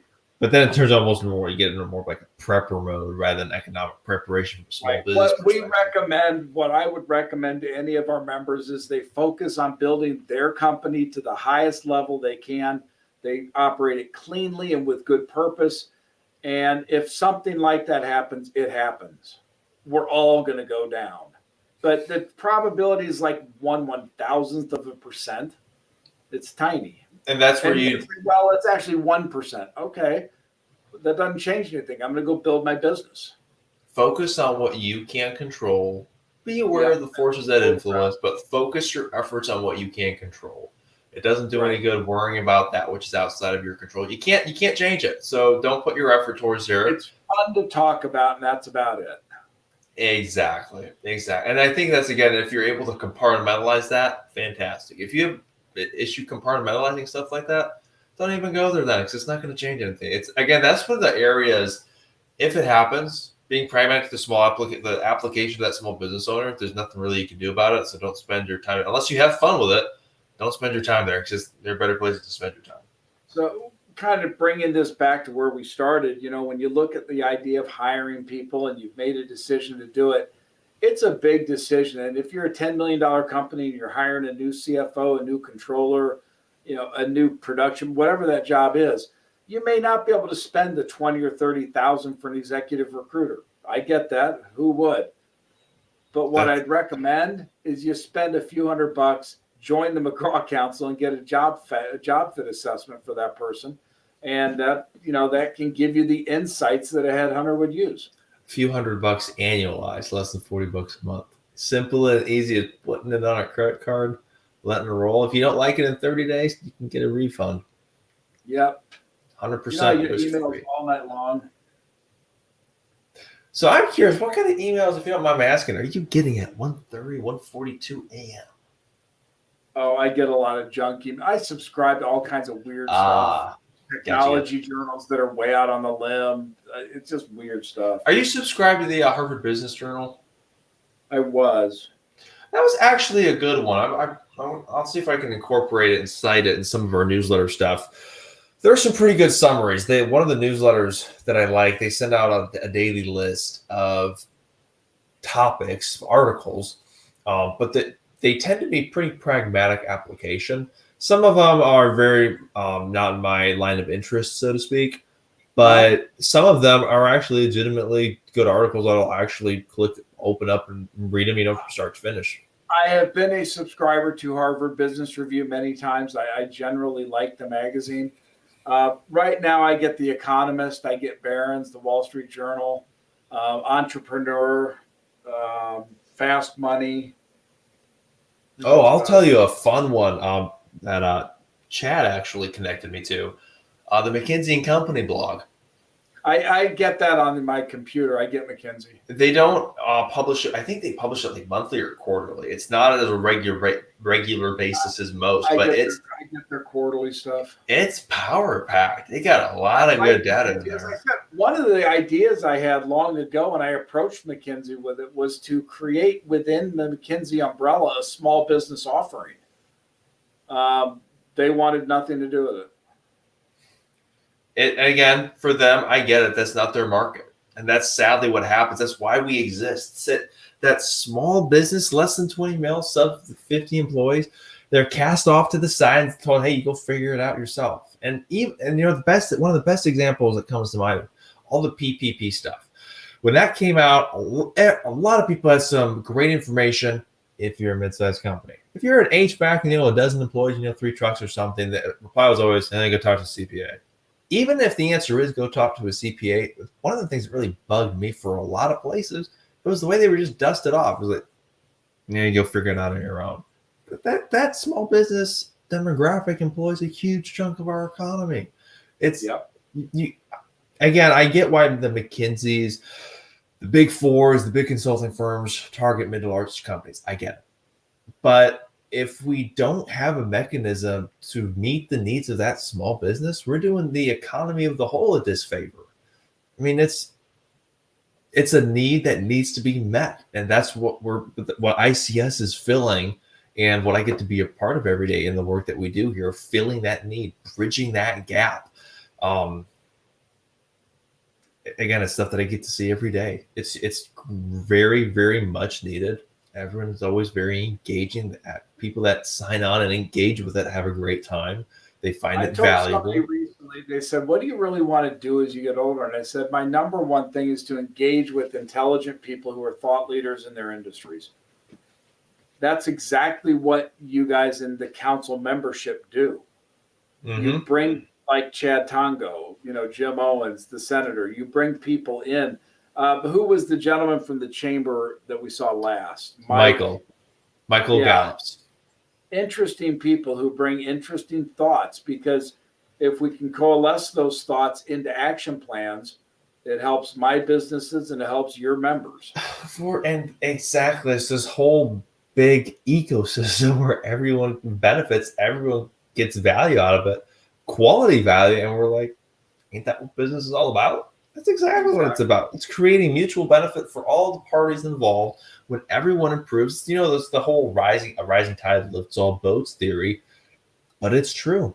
It's true. I really enjoyed it. One of the things that I'm really looking forward to doing as we partner with more chambers of commerce is having like a chamber of commerce day almost, where you're going to have a chamber from 6 or 7, 50 different states come into the same room and have almost like a brainstorming session with millions of people listening. Can you imagine? Can you imagine the perspectives that you would get when you have California saying, hey, this is what we're seeing. Michigan, hey, this is what we're seeing. Idaho, this is what we're seeing. Texas, Florida, Nebraska, you go all the way down the line. The type of knowledge sharing that you would generate from that, it would be something else. John, I believe in what you're doing, and a big part of it is self-interest. I like you having the kind of membership numbers that we can actually look to at some point and learn from them. It's like we learn new technologies from them. We learn new business opportunities from them. Maybe the council can incubate and fund one or two of the new companies. I think somebody comes to me tomorrow and says, I got a delivery service with an oven in the back of the truck. I'd like to look at that business plan. I was going to say, based on everything I've heard from you tonight with the food truck, you'd probably be all over it. We might be. I think it's a legitimate opportunity. It's better than Uber Eats. It's better than the competition. Yeah, exactly. If you got a differentiating factor, you got a solid plan, your game plan, your plan of attack, so to speak, to go to market and go get them, go find them, go deliver. But one of the keys would be to understand their digitized marketing plan, because again, you cannot compete in a world that's digitized if you're not. No. I mean, I enjoy that whole digital conversation so much. I think part of the reason is it ties into so many different things. The payment processing obviously was a big one. The idea that you could have a holistic solution that connects through digital means your inventory, your employee management, your timesheets, appointment setting, so on and so forth. I mean, to the point where in a service industry like HVAC, you can connect it with your fleet tracking, your invoicing, your estimating, bring it all into one process, one platform that's centralized, easy to manage, easy to track. And again, we were talking with Roy about data collection and measurables and KPIs. There it is for you. There's your data. That all of that's logged. You can see which customers are which jobs are most profitable for you. You can see where you spend the most time. You can see what slows you down. Whereas if you're not digitalizing that process, you're missing out on so much. One of the interesting things too with digitalization, I do want to have Chad, if he can spare the time, come in and talk about it a little bit more. He had talked some about in that hour-long seminar about digitalizing your structure. Mm-hmm. And I think that's a fascinating topic. I think it's relatively straightforward and simple for a business that actually employs people in multiple states or across a wide ranging geography. But if you're a localized business, you've got 10, 15, 20 employees. How can you digitalize the structure of that business to a point where it's more effective, it's more efficient, the culture's stronger? We talked about, culture and community with Michael from the Rowlett Chamber as our last guest. I think that's one of the challenges that the membership will continue to address, creating virtual community to where it's as strong or stronger than an in-person community. Because again, we've talked about it, we've said it before, we'll say it a million more times before we hit 8 o'clock. You'll never beat a handshake and looking someone in the eye. But we're going to have to find a way to duplicate that as much as you can. What can you do to make that virtual experience even better, more fun, more I think, engaging? John, if we can figure that out, we can share that figure out with all of our members, and it will help them because we have the same they do, right? We need to get customers to adopt a new technology they don't want to adopt necessarily. We need to have a system in place that's easy to use, cost effective, and everything else that comes with that. Exactly. 100% agree. And I think that's one of the fun, again, benefits of having such an engaged group of membership. Be able to host events like this and say, what can we do to make this experience more fun, more rewarding, more valuable? What can we do to make it to where this is so valuable to me, I am not going to miss this for anything. And as we continue to reach that goal, as we get towards that goal, it's only going to get better. It's only going to get better.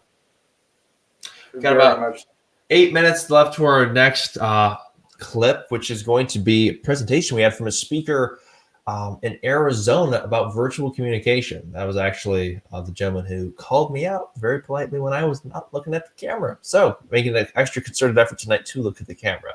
I want to thank our sponsors, McGraw Capital Partners, a non-bank finance group in New York. Check them out, McGrawCapitalPartners.com. One of the partners they team up with frequently, GetSproutFunding.com. They're a sponsor for us as well. Job Formats at JobFormats.com, Exeva at Exeva.com, and Merchant Masters at MerchantMastersDFW.com. Our 24-hour live stream, our membership wouldn't be possible without y'all. Thank you so much for contributing your time, your money, your effort, your resources, your wisdom, your expertise, your insights, your engagement. We would not exist without you. So truly, thank you for sponsoring us. Thank you for believing in our vision and helping us achieve that vision that we seek to achieve. And if you are listening live or if you are watching the recorded version, and if you too want to stand up with us and stand for small businesses, you can do so in one of three ways. Number one, share this feed to your Facebook page. Number two, tag a small business that you love in the comments. Tell them that you love them. Thank them for all that they do, and let them know that you've got their back. And then number three, join as a platinum member. If you're a small business or an individual, or if you're maybe looking to help another business, you can gift it. Sign up as a platinum member. We've gone over it thousands of times, it feels like tonight. There are about $4,000 worth of tangible products/services that each platinum member can get in addition to the virtual networking, the virtual learning, that virtual platform for less than $40 a month. Simple as that. No risk, money back guarantee. If it doesn't exceed your expectations, there's nothing tying you to it. You can move on. But I'm very confident to say that it's going to blow you away. So go ahead, check us out. Sign up, themcgrawcouncil.com. And real quick, I just sent you a video. I hope in the next hour we can play. It's on the importance of small business. Ooh, sounds intriguing. Yeah, since you figured out how to do that video sharing, I think we're going to come back after that 10-minute video, which is always good content. We can talk about it. And then maybe at the bottom of the hour, we can play this video and talk about it. Let me quickly send it to my email so I can share it with everyone. And the bottom line answer is absolutely. Because again, that hour from 2 to 3 is going to be a tough one. Yeah. Methinks it's time to stock on up on something rock solid, like another rock star energy drink. Maybe grab another bite to eat. I think I might go see if I can find a little bit of sugar, maybe chocolate chip cookie or something. That sounds kind of good. Yeah, I think I'm going to have a slice of pizza, which is exactly the wrong thing to do, but it sounds good. Well, I would like to see the calorie burn that we've had, standing for 17, almost 18 hours. All I can tell you is my little legs are shaking. Almost there. Almost there.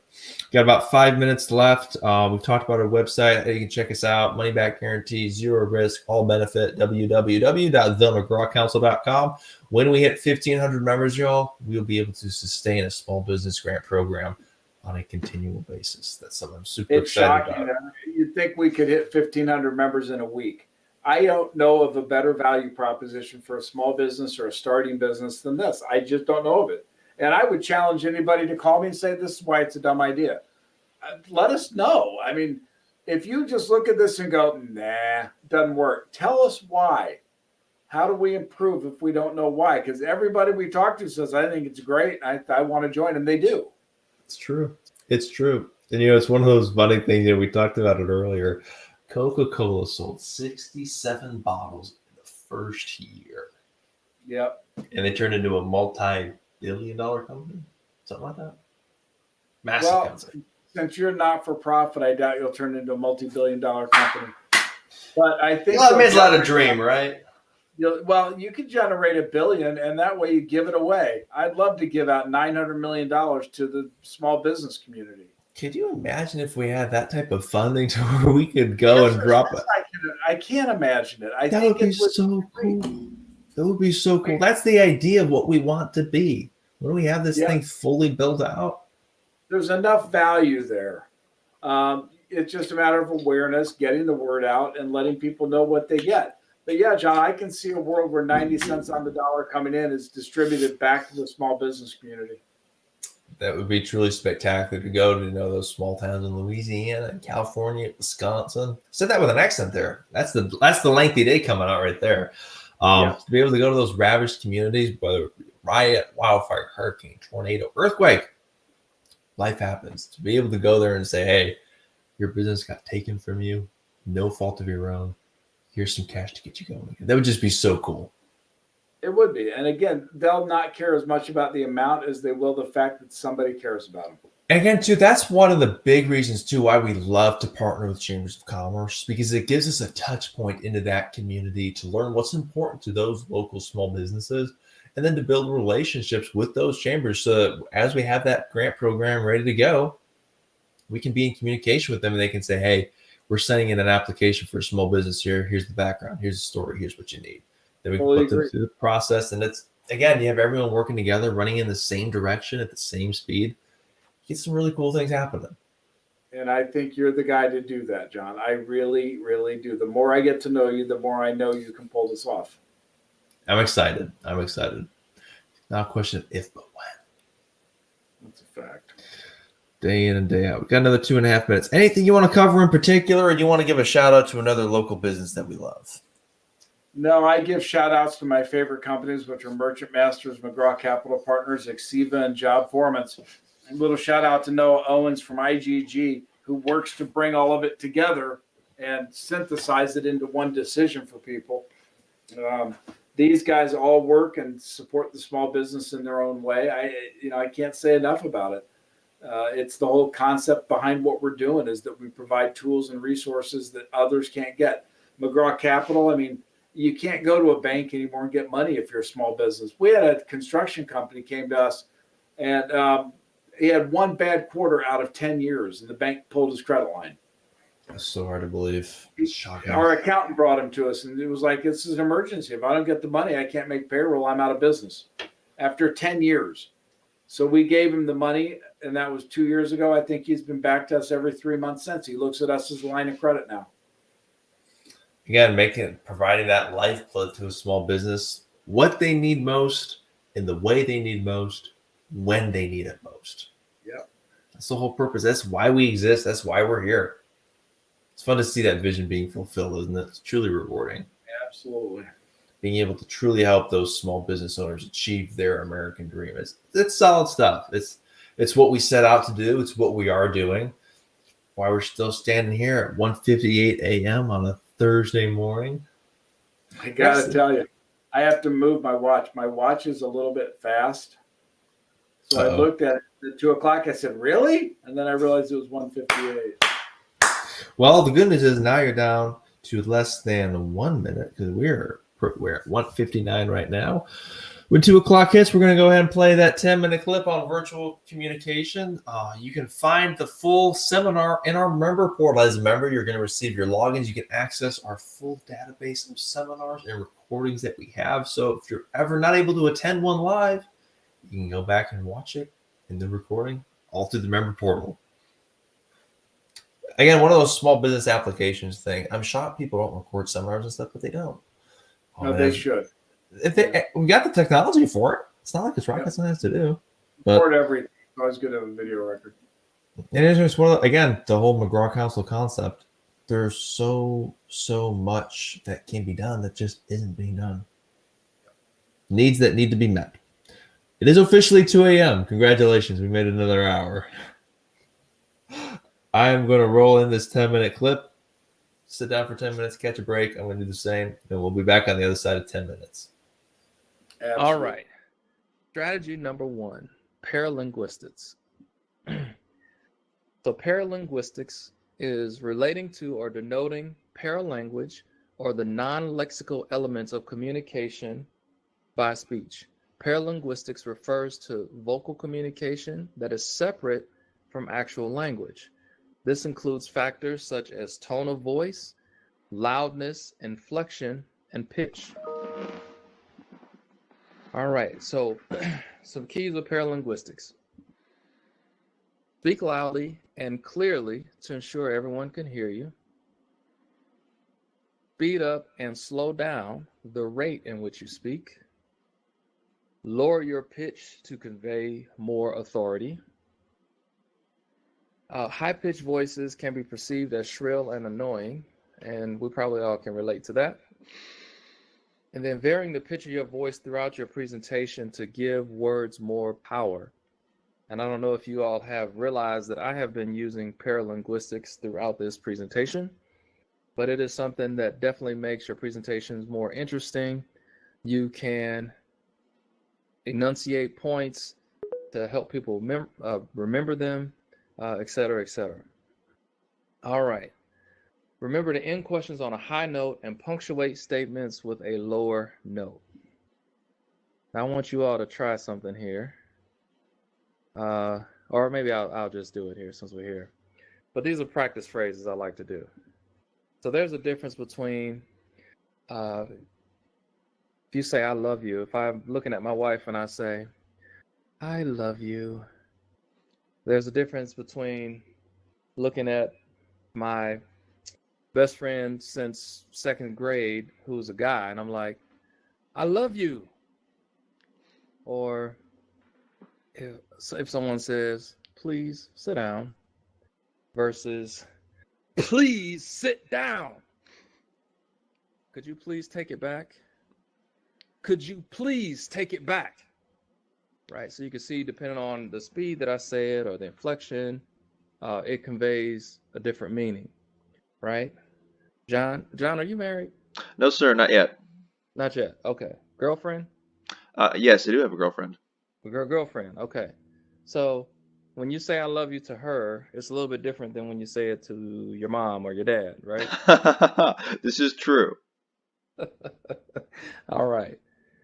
All right. Perfect. Communication confidence fact 2. When we listen to people who speak with confidence, we tend to believe them. However, when we listen to those who lack confidence, we don't. In both cases, the speaker transfers either their confidence or lack thereof to us, depending on their disposition. Again, there's a link to an article that talks about that.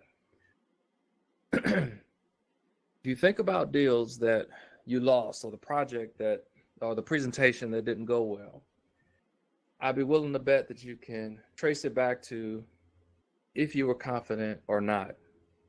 If you think about maybe people who are, deceivers or they trick people into doing things, they speak very confidently, matter-of-factly, even though they know they're lying to you, but they have an ability to say it with confidence, so you buy into it, or people buy into it, and then get taken advantage of. So your confidence has a big role in how effective you are in your communication and if you are able to get done what you want to get done. Strategy number 2, Adjust your position. All right. When you meet with clients or colleagues, and this is something that I've adjusted a little bit for online, but it works when you're in person as well. You want to make sure that you sit up straight and keep your head up. Now, over the camera, this might not be as visible to the people watching you, but the critical part of this is your physiology affects your energy and your ability to communicate effectively. And you can see I have a note here about a research done at San Francisco State University that talks about if you sit up straight, you have your back, have your shoulders back slightly, you open up your chest, you can breathe more effectively, you have more energy, which contributes to more positive thoughts. And so if you don't have that physiology, you're slouched over, leaning to the side, it does decrease your energy, which affects, whether you have positive or negative thoughts. In turn is going to affect how your communication and how your presentation goes. Something else on adjusting your position. If you're on a video conference, you want to ensure that you have proper lighting, have proper positioning in the video frame. And this is important. I've seen people that look like they're a million miles away and other people that have part of their body cut off. Is really quite comical to me, how some people show up. But you do want to allow for minimal headroom and make sure that you have your face and upper body on the camera. And then if you need to leave or have a side conversation, make sure you're muting the camera so that everyone is not distracted by watching you lean over or disappear off the frame. And I just posted a couple examples here, to see the excessive headspace, what good framing looks like, and then, the bad framing, that angle up because you're on your phone type thing. And so, and then the bottom one is an example of lighting. Okay. It's important to have lighting in front so that your face is illuminated versus the lighting in the back. It does mess with the cameras and make it more difficult to see you. All right, strategy number 3, avoiding nervous behavior. People tend to set up physical barriers when they feel uncomfortable. Don't fidget, fiddle with things, or cross your arms when you're in a conference, even on video. A trick this works in person and online, fold your hands and place them on your lap or on the table before you. Look into the camera when you speak, not at the screen. Talked about that earlier. When you're not speaking, stay engaged and listen. Expressing this with your body posture. If a presenter, or a colleague, client that you're dealing with makes a comment or asks a question, show that you're an effective listener by nodding occasionally and engaging in the chat. So again, it's a little different when we're doing this online thing, but these are ways that you can still show that you're engaged. And actually nodding, especially if you are trying to get a client, that little nonverbal, I'll say tip or trick, has a lot to do with the agreement that will get them to continue to agree to the proposal that you might make later on. Strategy number 4, speak slowly and concisely. You're more likely to talk faster when nervous or passionate. So you want to be mindful of that. If you speak too quickly, you might trip over words, forget to breathe, or appear unsure. When you're speaking, do so slowly and methodically. And apparently I was just speaking too quickly because I had tripped over my words. Don't want to do what I just did. Then there is power in pause. For some reason, we get uncomfortable with pauses. But pauses, they do add drama to your presentation. And then they also give listeners the opportunity to digest what you've just been said. So it is important to use it. It's a great tool. It does give you a moment to gather yourself as well. And do that pause without a or a like or some other filler word. Can I ask strategy number 5? Can I jump in with a quick question, Al, on that? Yes. I read the book. I think it was called Speak Like Churchill, Stand Like Lincoln, if I remember correctly. And Okay. it talked about the power of the pause. And they noted that a lot of those really good speakers and really influential individuals would use the pause, and they would pause for like as long as 6 or 8 seconds. And my question is this: is that too long of a pause for today's times where everything is so fast, or is waiting that long really what it's meant to be? How long is a pause? I guess that's kind of what I'm asking. Yes. And that's a great question. The pause should be appropriate to the message that you're trying to convey and that moment that you're in. If you just started the presentation and you said, "Hello, my name is John," and you pause for 8 seconds, that will be awkward. It's nothing for the audience to receive. And we are back. That is our 10-minute clip. We actually have a guest with us joining us at 2 a.m. Mr. Michael Smith. Booyah, brother. Thanks for tuning in. Hello, Michael. Hold on. You're on mute, brother. Let me see if I can do this. Can you unmute him? I muted myself. Now we got you on board. What are you doing? You guys actually look better than I do. What's going on there? Let me see. Something like this has to help a little bit. You like the color scheme too? I stuck with the McGraw logo colors, black and gold. I like There it. you go, John. Well done. So tell me, are you staying up just for us, Michael, or are you running the small business lifestyle where you're up anyway? Oh, I was awake. We've got some insulation problems. It got cold last night, so I actually had to run the fireplace. So. Oh, dang. Never a dull moment, I tell you. Well, I don't want to, prod the fire too much, but you're a very logical guy, Michael.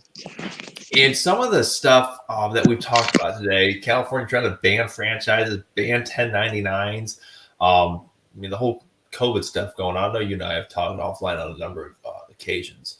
Are you familiar with what they're trying to do in California, or did try to do with the 1099 stuff?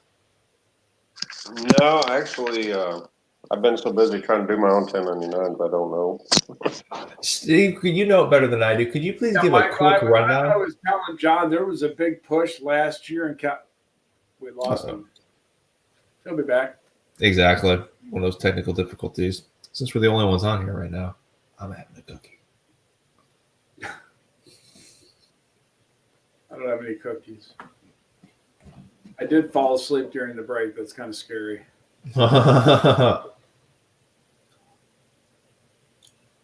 Hopefully a good little nap. Oh, hopefully what?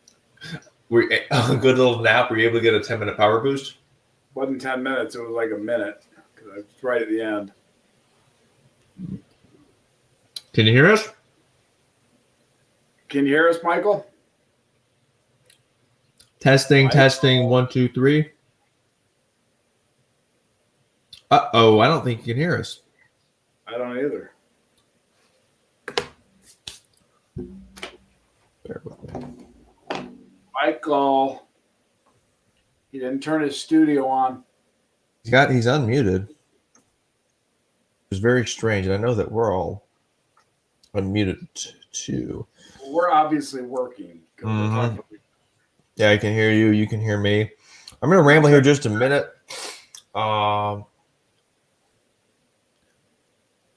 Facebook is giving us an issue on our live stream.